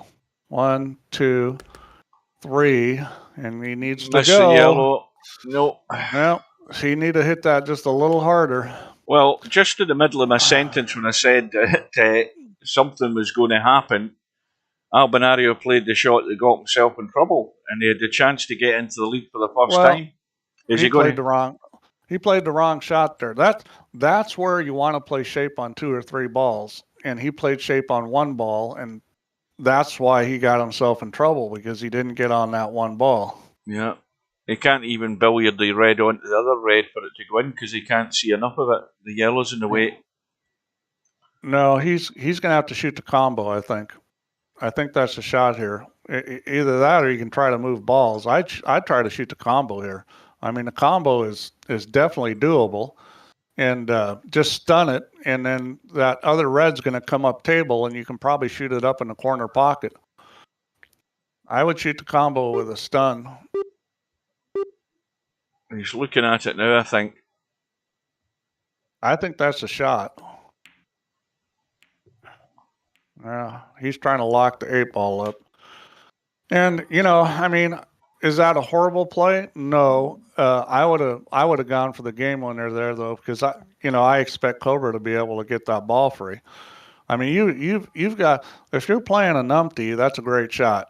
If you're playing somebody that can play like Cobra, you got to say, I got to try to win the game here because he's going to get out. Well, I think Cobra's back. I think Albinario is backing it two ways here. He's backing it that he has to break that 8-ball free, but he's also backing it because that yellow's just below the side pocket, and that's not a big problem. Well, he's got to get on it though. Well, there you go. Well, there's a trap. I was going to say that the only way this can go wrong is getting on the bottom side of that red. Yeah. And that's just from a combination of the speed it was hit is forcing it straighter over, and the fact it's a light cue ball, and Cobra didn't have a good feel for that shot, and that's why that happened. I mean, Cobra should have easily won that game. Yeah, Albinario dug a hole for himself there, but he's got out of jail, but it was gifted to him. Yeah, that was a huge mistake by Cobra there. But Albinario is going to be in the league for the first time towards the business end of the match. So Albin gifted it to Cobra, and Cobra gifted it back. Yeah. The other thing is that if you're not comfortable with that shot, because you got to realize if you're on the bottom side of that ball, it's going to be a complete failure. At best, you're going to just hang up and hook yourself or something, and at worst, you're going to scratch. Oh dear, like that. You gotta say to yourself, okay, I don't like this shot, and I'll come around to this later. He still had 5 more balls on the table. He did not have to do that then. Well, now I think it was a good shot if you have a good feel for where that cue ball is going. Well, we'll get game on now because Cobra's got free shot. Cobra absolutely has to win this. Oh yeah. This is a situation where he's got to win this rack, and there's just, I think it's got to be reds. No ifs, ands, or buts about it. Got to be reds. Because that's a problem. Reds. Problem yellow's that one. So you don't want to believe in that, so you've got to take the reds. I mean, he could kick that yellow out of the way and get it into play with his free shot. But I mean, it's so obvious the reds are all wide open. It's just a matter of picking away through them. He's going to shoot this red down on top of the other one that's in the corner, and he's out. I mean, you just got to hit this too hard because you don't want this thing to come off that other red and go lock on a yellow. He hit it harder than I would, but he's fine. He hit it solid.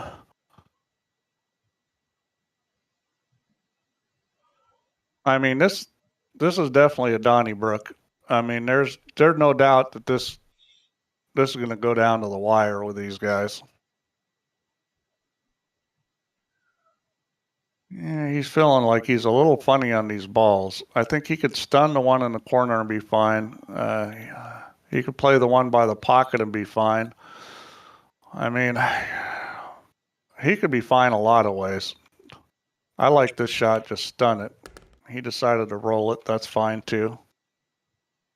No. You got to be a little careful here with leaving those last 2 down there because thing is he going to shoot that combo, things can get funny. Well, that's what I don't like about it. I mean, it's right on the corner. Yeah. Well, he could have shot that ball last time. The ball hung in the pocket. Yeah. He could have shot that and just brought the cue ball at that yellow that's extended out, and he was going to come up with a shot for sure. Well, my alarm bells are ringing here, Steve, because if he plays this combo, this red's going to have to cut the red in, and that red could end up anywhere. What you need to do here is play end rail, long rail, and bring this down, cue ball down to the other end rail. And he didn't do that. I would have brought the cue ball all the way down to the other end rail so I could come off this and then shoot the one that was extended. Now he's in a good spot because he can shoot the one in the corner pocket. That's the one he needs to do now. The only problem is this is tricky getting on the ball. I think the semi-pro move of shooting up table would be the proper thing to do. Yeah, I didn't like that shot at all. I mean, he got away with it, but I would have rolled that thing and then shot the red up table in the other corner where the 8 is. Um, Can you get this cue ball out of there? Yeah, it's going to come out flat and go 2 rails. The thing he's got to watch out for is a scratch in the side pocket. That's the danger here. He's putting English on it. I don't know if I put English on this. I think he'll still be okay. This is the thing you got to work out for. He's hitting a knuckle. He's okay. Yeah, that was the danger there, was the side pocket. And you know how I know that? Because I've gone in there a few times. Yeah. Well, that's stolen the break from Albinario. We're back all square. Well, I didn't think Cobra played that rack so wonderfully, but he got away with it. I mean, that was, that was the hard way of running out that when he had a free ball to have to work that hard. Well, that's what you don't want to have to do. What do you do here? Do you how's he sitting in that red? He's got to play the combo, I think, for the yellow. That red onto the yellow. The angle he's got, that's a tough combo. He can shoot this one yellow and run into him. Brink into him, yeah. Yeah, I think that was the right play. There's a go with the cue ball, though. Yeah, well, I mean, anytime you shoot that kind of shot, you're taking a little bit of a risk. But he's got the ball up here in the corner still. The question is where he's gonna put the cue ball after this, because this is a little tricky. One option is going forward, bumping that cue ball, and then coming back down the long rail. I think if he goes forward, well, it's close. I think he'll bump that other yellow. If he hits the other yellow, he's drawn it. Yeah, if he hit the other yellow, he would have come back down to more or less where he was anyway. I would have gone forward on that, but he hit it good. Yellow on the rail, is it? Nailed to the rail. No, it's a few millimeters off. No, he's fine. I mean, I bet he wishes he could shoot the one in the corner right now. I don't think he can. Well, actually, maybe he can. It's pretty close. Yeah, I think he can. He can get to that, yeah. Well, I would leave that for last. See, I would have shot that one down at the corner right then. Because, you bring the cue ball 2 rails out for the one in the side pocket. You possibly have the shot in the corner pocket. Now things are going to get a little tougher. He's actually lucky he's even got a shot at this point. Well, I mean, you've got strong odds that you're still going to have enough space in the table that you can get a shot on this last yellow. Well, this is a little tricky because where the cue ball is going to want to run, now he's going straight top, which I think is good. He needs to avoid the knuckle and then avoid that one red. Oh, it's a big draw. Oh, okay. Well, actually, that's a really good play. I guess that light cue ball was good enough even with that angle to draw it. Well, he ain't cutting that in, I'm telling you. Oh yeah, that's cuttable. That's never cuttable. I'd cut that on a reel table in a flash. That's never going to cut, Steve. Never in a month of Sundays will that ever cut. Yeah, that will cut in. If that goes in, I'm a monkey's uncle. He looks like he may play it rail first there. Yeah. Yeah, he tried to play it rail first. I would have just cut that straight in. The commentator's eye's never wrong. That ball definitely went in. But it's a chance, though. It was a chance for Cobra, and he's blown it. I think he made a big mistake by not shooting that ball down in the corner. He had that shot, and instead he shot the ball in the side pocket and tried to draw back and got himself in trouble. I think he should have shot that ball, because I want to look straight down it. That ball did go.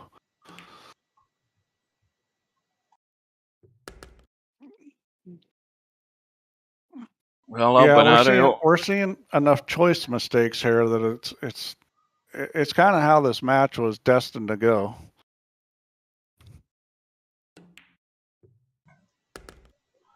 Well, Albin's out here. I mean, he's going to have to dog it not to get out from here. He's got himself a little funny.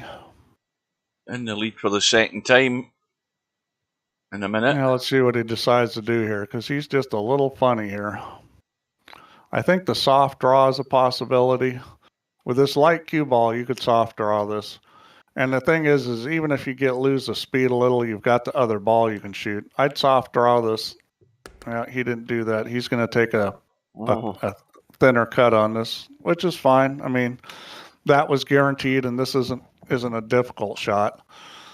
Just got to decide what he's going to do with the cue ball. This is almost bedhead territory. No, this isn't a hard shot. He's going to make this. The question is what is he going to do with the cue ball? Well, I would have much rather been there than here. Put it that way. The natural path with this is going to the long rail past the side pocket.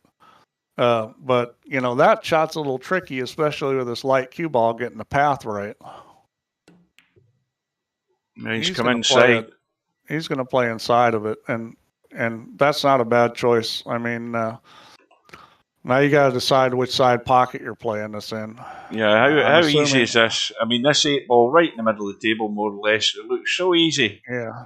Well, the natural thing is to play it on the other side, but I don't like that because if you roll too far the yellow blocks, you can just hit it harder and try to play it in the other corner, or you can hit it with inside. Yeah, see, he's going for the other corner. He did not spin it enough, but no, he's okay. Wanted to spin that a little bit more, get a little straighter, but he's fine. I think that was a good choice because that was pretty guaranteed. And I think, you guys listening to the stream, if you watch these guys play, one of the reasons they're good is they play for the guaranteed shot. Like, I may not get perfect on this, but I know I'm getting a shot.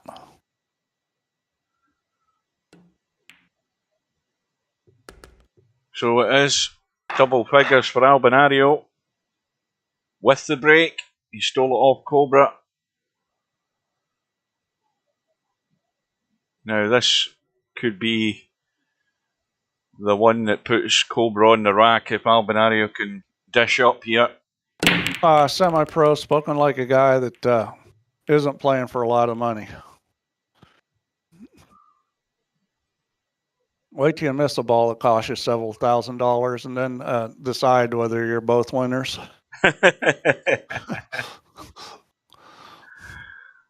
Steve's got all the scars to prove it.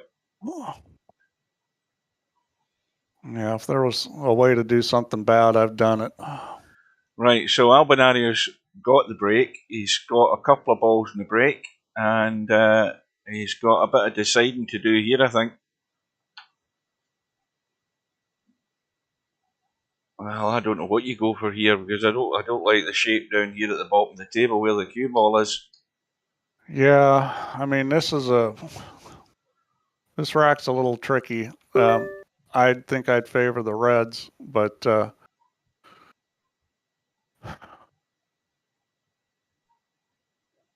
I'll be kind of surprised if he doesn't choose the reds. Why is Woody PMing me? Somebody ask him. He's not still going on about him having 2 accounts in VP4, is he?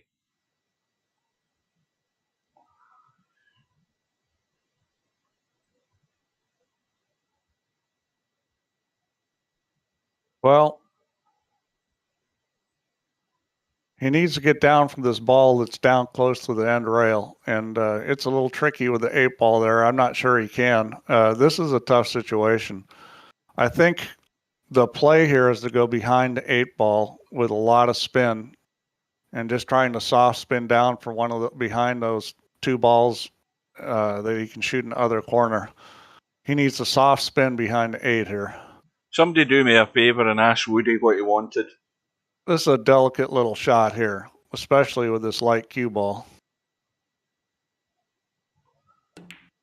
Oh, he hit it way too hard.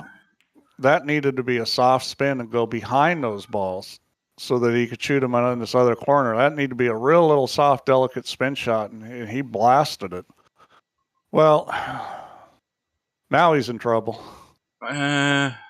I'm not sure quite what he's trying to do there. I mean, even if you didn't think you could soft spin that because of the angle, you can play it off the back of the 8-ball. And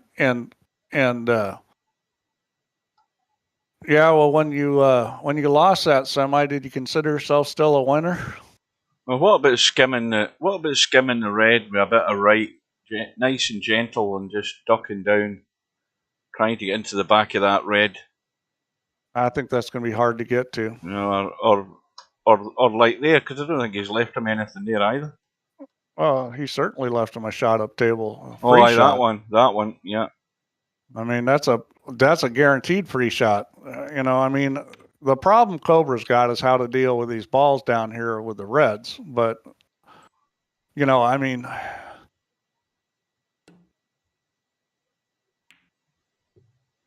and I think that's a reasonable thing. Now, what he's doing here, he's probably not going to come up with a free ball, but he's going to make Albinario move those Reds. He's going to make them break them, yep. Okay, Semi, we'll try winning that and see if you feel like a winner. I think he's got too narrow a line down the right side. I don't think he's got a line to get there. That doesn't look... I'm not convinced he can get there going this way. Oh, he's having to put right on it. Yeah, he can get there easy going this way. The thing is this is what Cobra wants. Cobra wants him to move those balls. So Cobra's forcing him to move balls. Well, he's not going to get to a rail.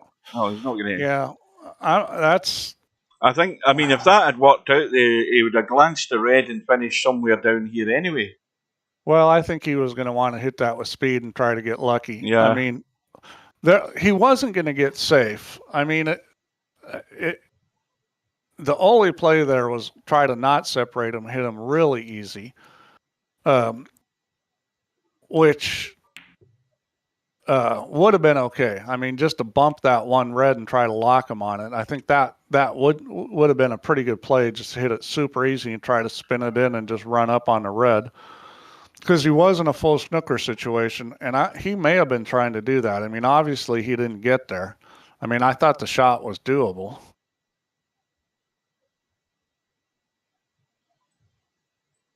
No.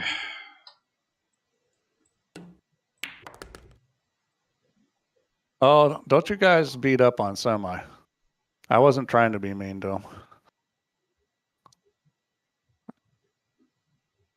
Good evening to Simon. I just think whoever loses this isn't going to feel like a winner.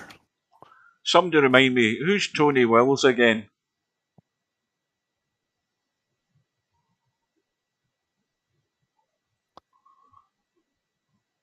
Is that Woody? So, yeah, the good thing news is whoever loses this is still in the tournament. The bad news is that whoever loses this is going to have to end up playing semi-pro and then play whoever wins this again. So, I don't think I think this is a huge match because chances are the person that loses this will not win this championship because the chance of getting past semi and then whoever wins this is not good. Is Tommy not in the equation? Well, Tommy is in the equation, although Tommy is third favorite. Tommy's fourth favorite. Tommy's my dark horse for the tournament. Well, yeah, and dark being the operative word. Do I think Tommy can win? Yeah. Am I rooting for Tommy? Yeah, but he's fourth favorite behind Albin, Cobra, and Semi. Well, you ask any Englishman about the Germans in sport, and they'll tell you they've got a lot of scars in competition with the Germans. You don't mess with the Germans in sport, any kind of sport. They'll find a way to win. Yeah, I honestly think that whoever wins this match has got at least a 50-50 chance of winning this world championship, and whoever loses this has got 30% or less. Just because, that losers bracket's got some strong players left, including Tommy. And, it's just a rough way to go to have to go to the losers here. This is a huge match. Don't everybody be running away when this is finished, by the way, because I want to look at my team. And this is pretty much going how we thought it would. This is going down to the wire. Well, I said 13-11 to Cobra, and it's still on. Yeah, this is going to be a very, very close match down to the end. I'll be surprised if it's not Hill. I mean, if whoever can separate themselves now, if somebody can get two ahead now and get on the hill, that would be gigantic. I mean, Cobra needs to run out here. You know, if Albin breaks dry or scratches, I mean, Cobra's in a position where he can win this. He needs to get out here. Well, Cobra's got a delicate little combo to get into the gap between the 8 and the red to play that combo. In fact, I mean, he's on it now, but I don't know whether he's going to play it now. Yeah, he can play it now. I mean, he's just going to roll it. This is just a real soft roll. Is he going to play it now? I don't know. I mean, it's there. I mean, the biggest problem with this is only shot he's going to have is on that yellow he's playing a combo with, so he needs to make sure he doesn't screw this up. Oh, I don't like this. I would roll this. Yeah, I think he did that because he was afraid he wouldn't come up with a shot, so he wanted to guarantee it. I'm not, and he hit it good and left the yellow there, so that was a good shot. Yes, I agree with you. Tommy's well capable of producing an upset. Oh, yeah, Tommy's capable of producing an upset, but the problem is he needs to produce 3 upsets to win this championship. Well, he's played 5 matches in the 1-loss side, Steve, and in every match he's got better. Hey, believe me, I've been there, man. I've played in lots of tournaments against pros, and the most pros I've beaten one tournament is 2. So when I get in a tournament and there's 16 guys left and 14 or 50 of them are pros and me, guess what? When I got to win like 5 or 6 matches in a row against pros, it's not going to happen. I mean, because I just can't play that speed, all the time. If I play good or maybe get a couple breaks, maybe I can win. But I know what it's like. I'm reading semi-pros. Semi-pro says, to be honest, I know you guys don't like me, and that's all good. I don't know. You're talking to Semi. I like you plenty. I'm always trying to help you. I'm always pumping you up. Don't start in with that English negative stuff. I know you guys don't like me. If I lose, great. Well done to Tommy. To be honest, I think it's best if I never speak. Well, he should be getting out here. He just needs to get a little angle back on this yellow up in the corner. I mean, this is a simple little shot. It's just a little forward. And Semi's his own worst enemy. Whoa. Oh, boy. Yeah, this is going to be interesting. Now, does he nurse this into the side, Steve, and roll through to get the gap? No. He might. I mean, I think it's doable, but that's a scary shot. Yep, he's doing it. He's done it. Good shot. Yeah, I mean, this is huge, him running out here, and it makes Albin's break that much more nerve-wracking. If Albin breaks dry or scratches. This is what we call squeaky bum time, Steve. Yeah, because if you get down 12-10 here, it's tough to come back because Cobra gets 2 more breaks. So I mean, he's got to win this game. I don't hear anything. Oh boy, there it is. Well, I mean, Cobra's in the driver's seat now. If he can get out here, well, I think he's got to take reds. Yeah, that's a problem one there. I don't think he's got any choice. He's got to take the reds. It's the problem one from one point of view, but he's got 2 reds that give him a good chance to get on that red. This red goes, but he's going to have to twist it a little. He needs to put a little bit of left English on it to make it, I think. Oh, no. He can get a bus through there, Steve. You think he can go without Oh, yeah. English? Not a problem. Yep, you're right. There's no problem there. So he's perfect on this one. That's I think he's got to shoot this one past the yellow. He's perfect on it right now. Why wait? Well, I can see why, because he's looking at this other one over here. I think he shoots this one and then comes back for that other problem one. Well, the problem one's not going to be a problem as long as he can get He's going to shoot this. He's going to shoot at the corner. He's going to shoot the one on the end rail. He's got 2 balls he can get on to get to that other one. I mean, this is sitting really good because this is just, he just rolls this one. And then he just comes up into the, between the 8 and the yellow there. Oh, he went too far. That wasn't good. He wanted to leave himself more angle on that red. See, and I'll tell you why. Because if you leave yourself a little more angle, it's a real natural roll to get up in the middle of the table. And if you need to tweak the line a little English, from here, this is tricky. You can mess this up. This is not the shot you want to be shooting.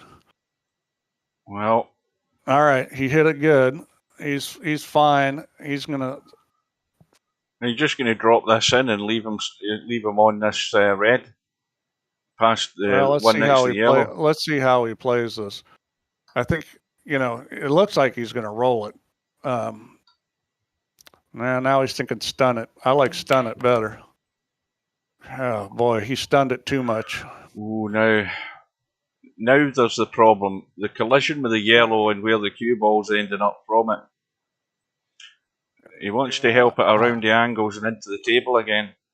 See, that's that light cue ball again. He just put a little too much draw on that because he didn't need to hit that yellow. See the problem with this shot, this cue ball, yeah, he needs to get the running, and I think he's played it pretty good. He's played it perfect. Well, see, that's where the yellow's like a rail. So he's hitting out with inside. It's going to go forward that way.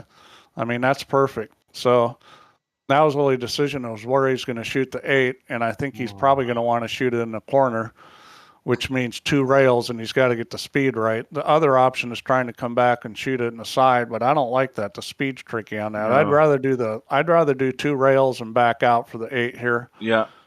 You could try to run into that yellow, but that's a little risky. I wouldn't do it. Oh. Okay, he's going to take the. Well, that's dear. Just no, that isn't cutting in, I don't think. I think he might have tried to get on the far side of this and taken the more cut. I think he hit that harder than he meant to. Well, me personally, I would have played for the gap just because that speed was so touchy trying to get on that side. I would have come back across and played in the gap. I mean, he's trying to convince himself he can cut this, but surely he's got a scratch if he hit it so thin. Oh, he nearly blocked it. Maybe that's what he's trying to do. I mean, the bank was there. I don't know about cutting it. Well, I mean, that was, he was, I wouldn't say a guaranteed winner, but he was probably a winner at least 3 out of 4, maybe 4 out of 5 times if he got out there. Yeah, he was as good as.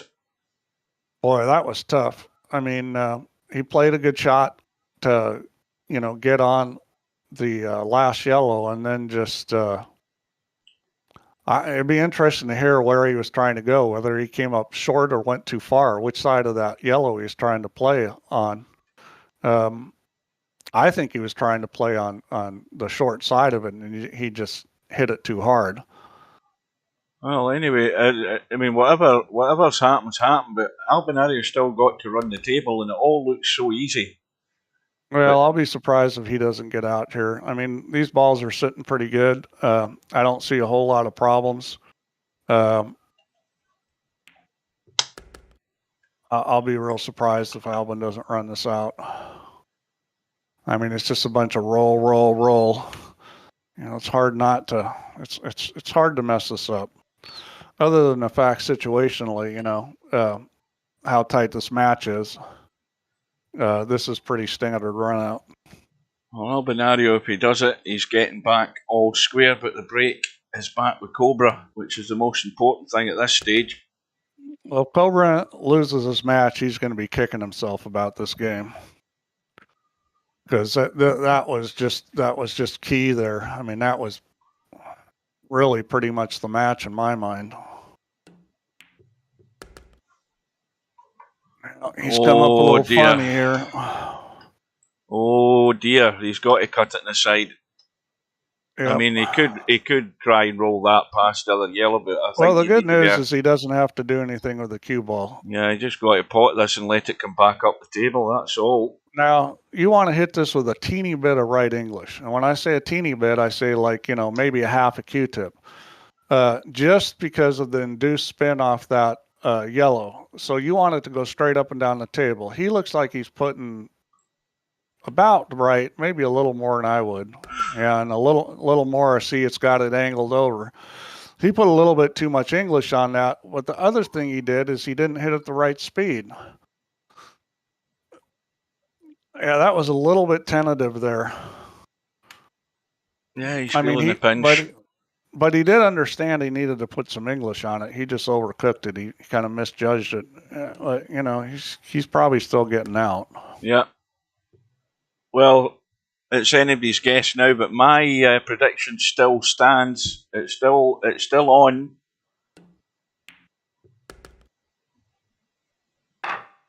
Well, but you know, Cobra's still in the driver's seat. If he holds serve, he still wins.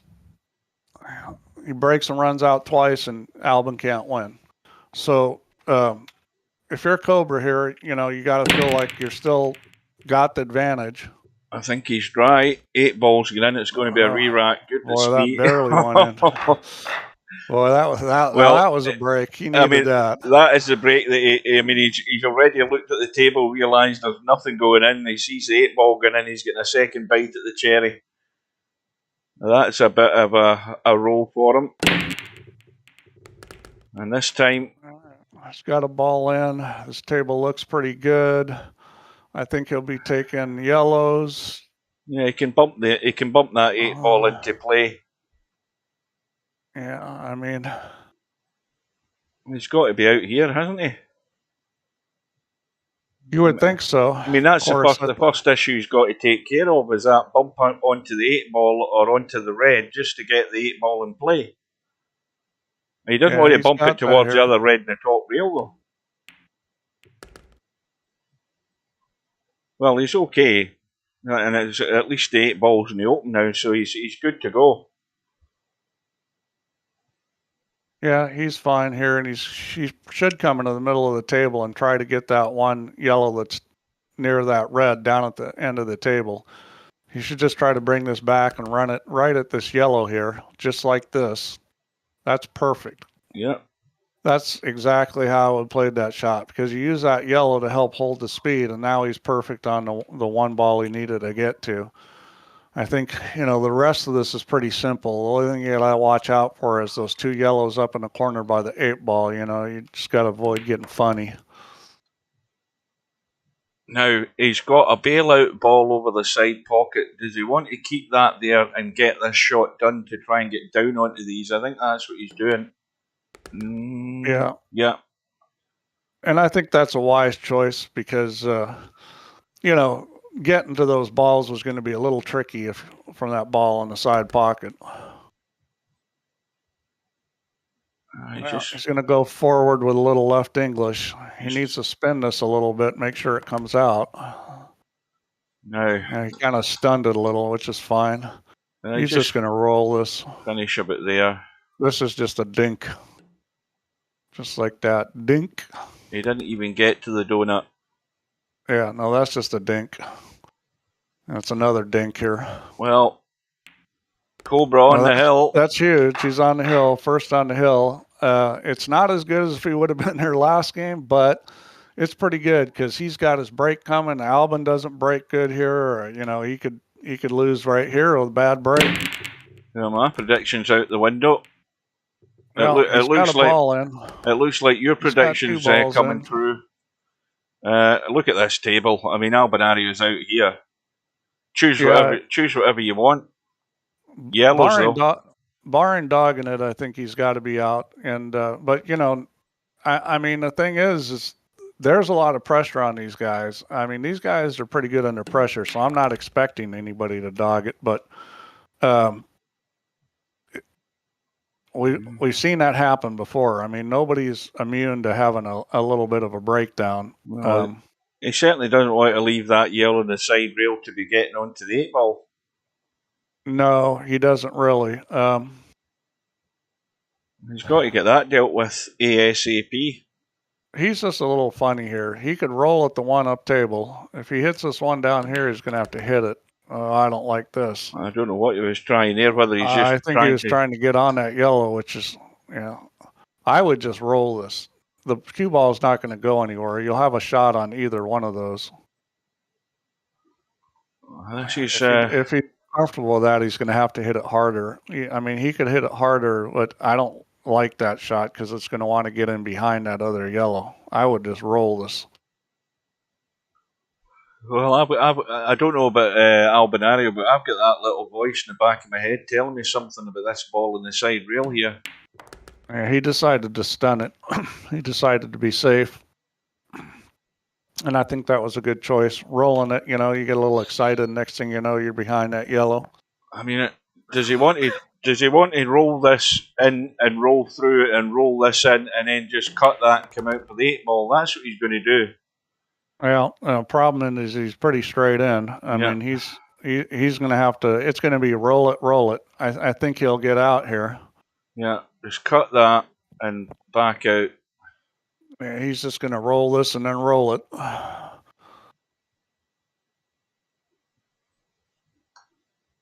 mean, he's got a big area to get into with the roll in terms of having a shot in that yellow, so there shouldn't be a problem. Yeah, there's no problem at all here.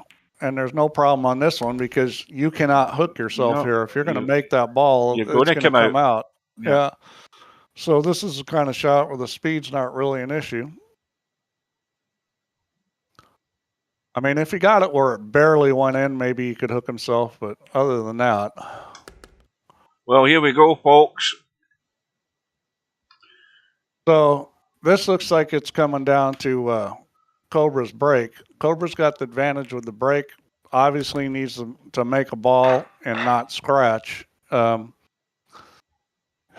bad break here is pretty much death. Now, is he going to stick to his guns or is he going to try something different? Oh, no. It's a huge mistake if he does anything different. He's broken good all day. There's no reason for him to do anything different.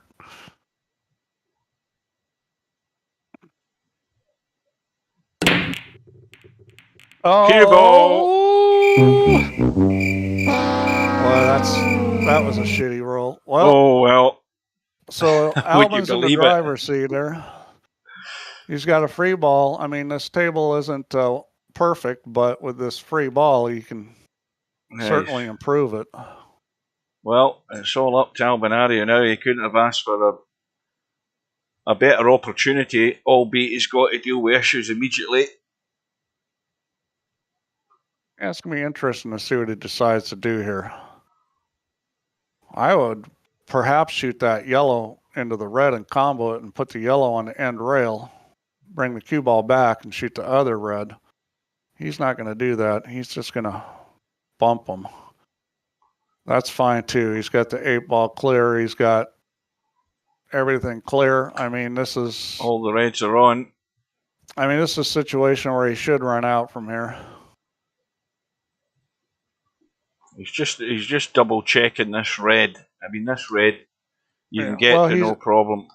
He's doing the right thing. He's coming up with a plan here. He's looking at the table. He's deciding how to run it out. He's deciding, if there's any issues. Exactly. Yeah, you want to get that all set in your mind before you start making balls. That's and that's what a lot of people don't do. They don't have a plan. You get the plan in your mind, and if you stick to it unless something crops up. But you're pretty much guaranteed if you have the plan in mind and you know what you're doing, you'll get there in the end. I think he just messed his plan up. I think he was going to shoot the ball on the rail, and that's that light cue ball. Normally you'd be a little bit further up the table, and he got or he can't shoot that. So now the plan is changing. Didn't take long. Well, it's still not a problem. He can still dink that in and come out and still take it. Oh, it's definitely not a problem. I mean, he should still be able to get out here. Looks like he's going to shoot this other red, which shouldn't be a problem. It's got plenty of room. No, he's just brushed that red, I think. I don't think it's... it's pushed it slightly closer to the rail. Yeah, well, he's got to make a decision here which ball he's going to play. Is he going to try to play the one in the side pocket, which also gives him one hanging over the other corner, or is he going to come out further? He's hitting this with outside English. I don't like that. I would hit this with inside English just because I don't like coming that close to that yellow. I would run it around the corner, down the rail. I mean, you're going to come up with a shot. Well, I think if you stay close to the long rail. I think you give yourself a two-way shot. That's that isn't a problem. it, though. That's Well, and he's fouled. that's surprising. I'm not sure how he did that because there was room there. Well, I don't know Oh what my happened. God. I didn't think that ball was in play at all. You know, with that little kind of left English soft Well, shot, the cue ball must have curved. He's pushed it. Yeah, he's pushed the cue ball with English. I think the cue ball just curved over there. So, Yeah. and this is, well, you know, this is what happens under pressure. And, you know, now it's Cobra's turn to see if he can get out under pressure because this is, you know, I mean, he should be out here, but, you know, right off the bat, he gets funny. And these two yellows. I think he's going to have to shoot this yellow back up in the corner. Not this one. I don't like this shot, but he's going to hit this with English to avoid the red. One thing about Cobra is he hit, well, and he didn't avoid the red. See, he couldn't afford to hit that red. So that's why I was liking the ball up in the other corner, the one he's probably going to shoot now, because, I don't know. Well, let's see. Yeah, that's the one he's looking at. The one he's looking at now is the one I thought he was going to shoot last time, because he couldn't afford to hit that red. He's just trying to find something he can make at this point. I mean, this is like nervous time for him. I mean, this is what happens under pressure. Now Cobra's struggling. Oh, he's going to hang it. He's going to hang it, and he's blocked the pocket though. Well, would anybody care to guess who's going to win this? Yeah, well, you know, they're both feeling the pressure. They've both made mistakes this rack when they should have won, and you know, this is what's great about this kind of close match is, you know, we're going to watch to see who's going to be able to execute under pressure. I mean, so far, neither one has. Well, Albinario's got to think he's lost this, the way this table's set up right now. I mean, I can't see. Not necessarily. I mean, he's going to bump this ball and see if he can get, you know, well, he almost got lucky there and got an angle where he could get into that. Okay, so he's got a few choices here. The ball on the long rail will go with a bank. That's not a bad shot. And the good thing about that shot is he can get into that 8-ball. If he wants to go for the game winner, which I think he should bank that one on the long rail, cross bank that in the corner, and take the cue ball at the 8. That's what I would shoot right now, because that's a winner if you pull it off. Well, this will be the best out of the tournament if he does it. Well, you know, if he's going to play the way he's playing here, he's going to have to bank that 8-ball. I mean, I don't think there's any way he can get into the 8-ball unless he plays that cross bank. He's trying to get into the gap. He's almost got there. This is tough. Well, he can get to the 8-ball here. There's no doubt about it. But he needs to hit it in a way that he makes the yellow, because if he goes like the long rail and then hits the 8, he's not going to come up with a shot because of that other yellow there. He needs to hit this 8-ball into the yellow, make the yellow, and it's a winner. And he's going to have to put a ton of English on this to get over there. Either that, or he just accepts that he's going to shoot the bank on the 8, which I think will go. It's tight because of that curved corner. Yeah, but he's also got to get the line to be able to play the bank. This cue ball's going across the table. The thing is, if he hangs this ball in the pocket, it's no easy out for Well, that needs to keep going if Albie's going to survive, and it hasn't gone far enough. Well, Cobra's funny here, so he's got to decide what he's going to do. I think he'll play safe. I think this ball that's over on the long rail down at the end of the cue ball he's just going to bump that ball. That's what I'd be doing. I just bump that ball and use those other 3 balls to make Albin kick. Yeah, just cut the yellow and come into the table, and you'll get cover. No problem. Or cut it that side, whatever side. But he hasn't actually covered it. Yeah, well, I liked doing it the other way on the other side of the ball than the side he went to. But I mean, this is still fine. I mean, there's not a whole lot Albin can do from here. In some ways, it's better. The kick shot's harder. Wow. I mean, he's got to try to kick this in and then bank the 8-ball. That's his only shot here is kick. I think there's a 3-rail shot on here, Steve. Cut that red past the yellow. in a line somewhere like that, I think he has to blast us for that shot. He has to see if he can cut it. He could play the 2-rail shot if he wants to here, but I would rather kick at this, because the thing is, if you soft kick at this, you can perhaps get the 2-railer was down in that corner. If you soft kick, you could maybe get it in front of the pocket, which would make it tough for Cobra. From here, now Cobra's probably going to leave that ball in front of the 8-ball just as security. Yeah, he's trying to get on one of these. Yeah, he's perfect. Obviously, he's got to feel a little shook up after he had a free ball and didn't get out. I mean, that's enough to shake anybody up. Well, the fat Or did he lady's have a free warming ball? up. Maybe he didn't have a free ball, but whatever, he should have got out. So, yeah, I mean, obviously he should get out here. Take the I'll tell you what, yellow next to the red. I've seen top players miss shots to lose huge matches that you wouldn't believe. That I'd bet I can make 100 out of 100. So I mean, anything's liable to happen in these kind of matches. Now, he's just going to drop this in dead weight. Yeah, and then he just runs behind the 8-ball down the long rail. Yep. Now he's just going to draw this down the long rail and shoot the 8 in the same pocket. And it looks like he's drawing straight out. That's fine too. As long as you don't draw back in the side pocket or something.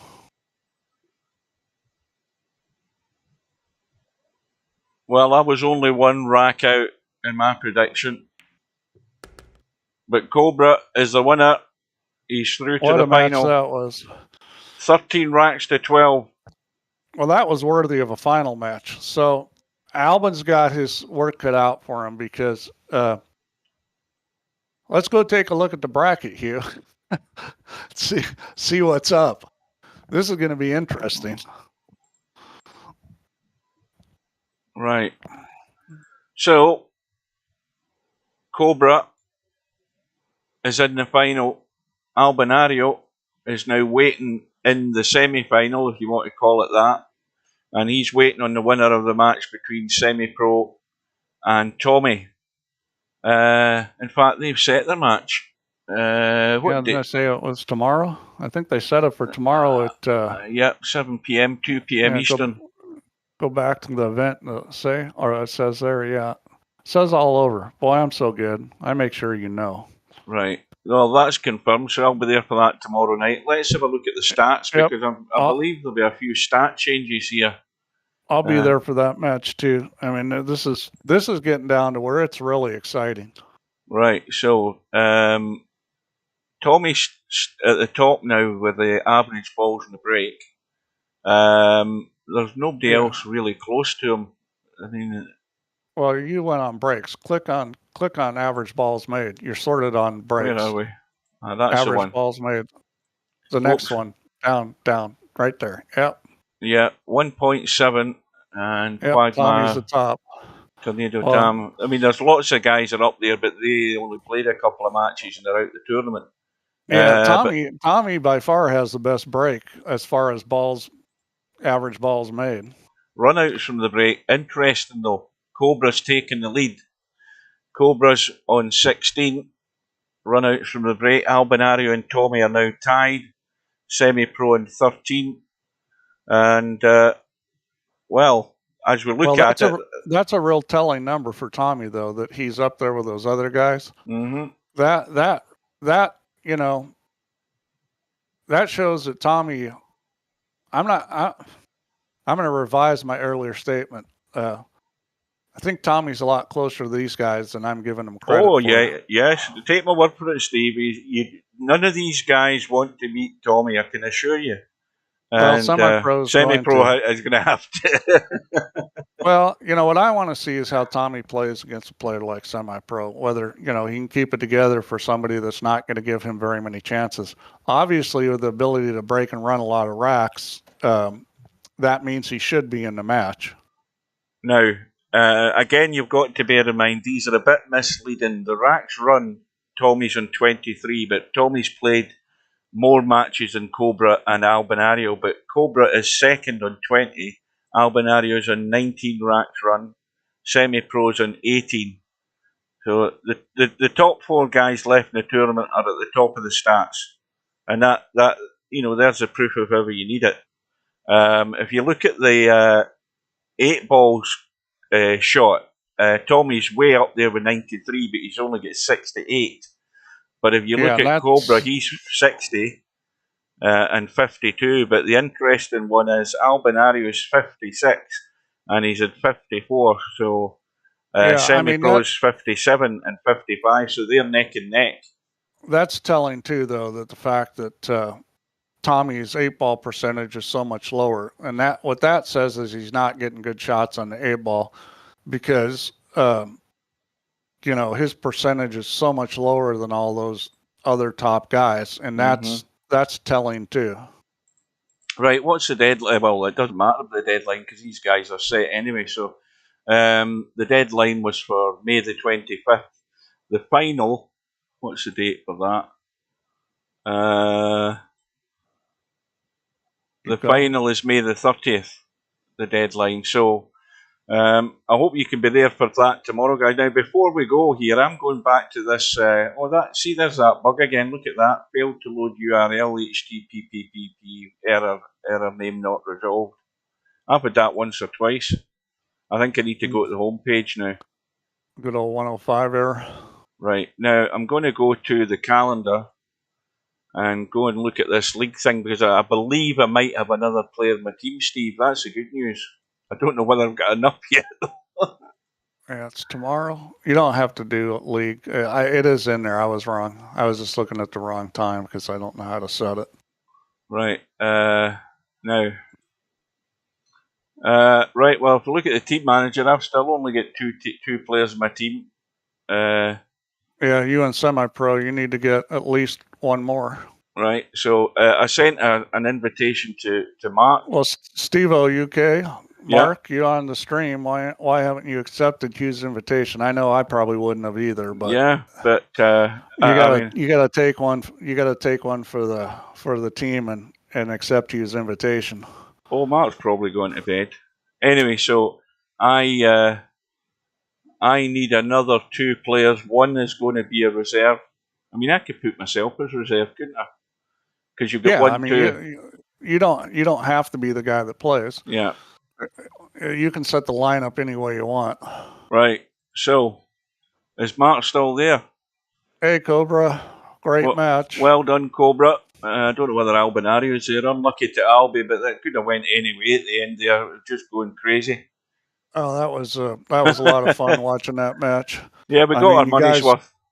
You guys both felt the pressure at the end, and you came out on top, Cobra, but that could have gone either way. Well, I said 13-11 to Cobra, and I've got witnesses.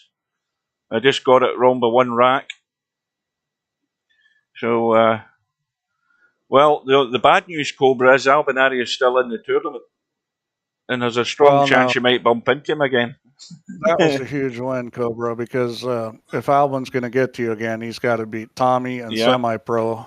And that's a tall order. So that was a huge match. I mean, winning that match gives you no worse than a 50-50 shot of winning this tournament. If you would have gone to the loser's bracket, the odds go way down. Yeah, and only race to 11 as well. So the pressure's on. Anyway. No reply from Mark. He's obviously gone to bed. So is Happy Dolo still there? It's Happy Dollars. Is it Happy Dolo or Happy Dollars? I'm sure it's Happy Dolo. He said he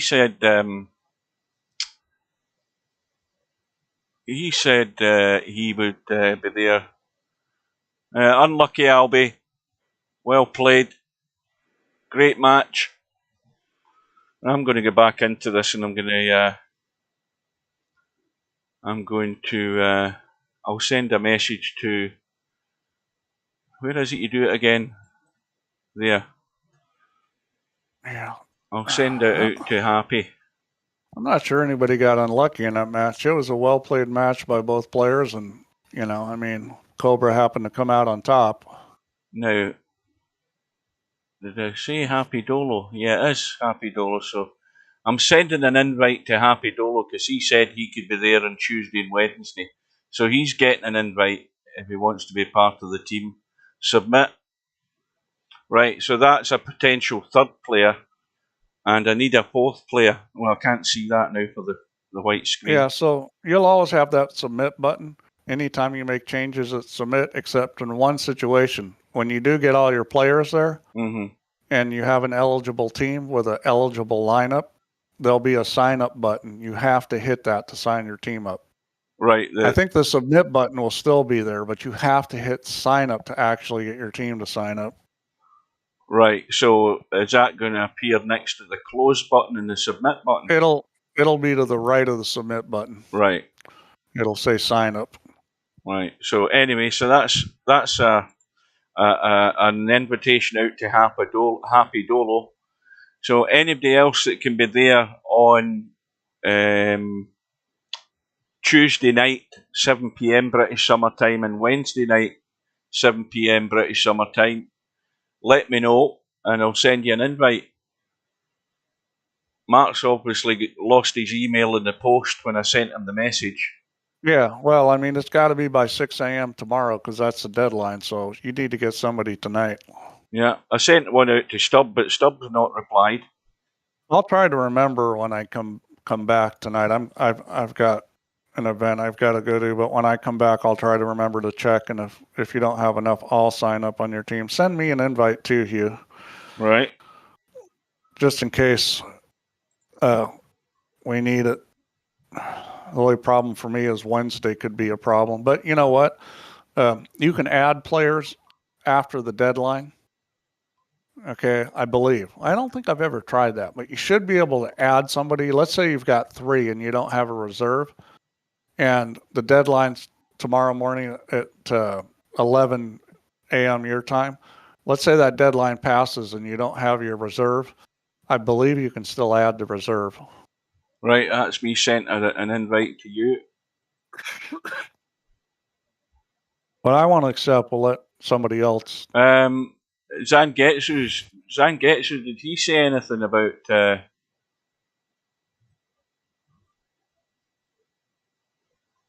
is Zangetsu still there? Oh, wait a minute. You can add me to your team. Right, I'll send an invite to Zangetsu. I've just read the chat up above. So I'll do that as well.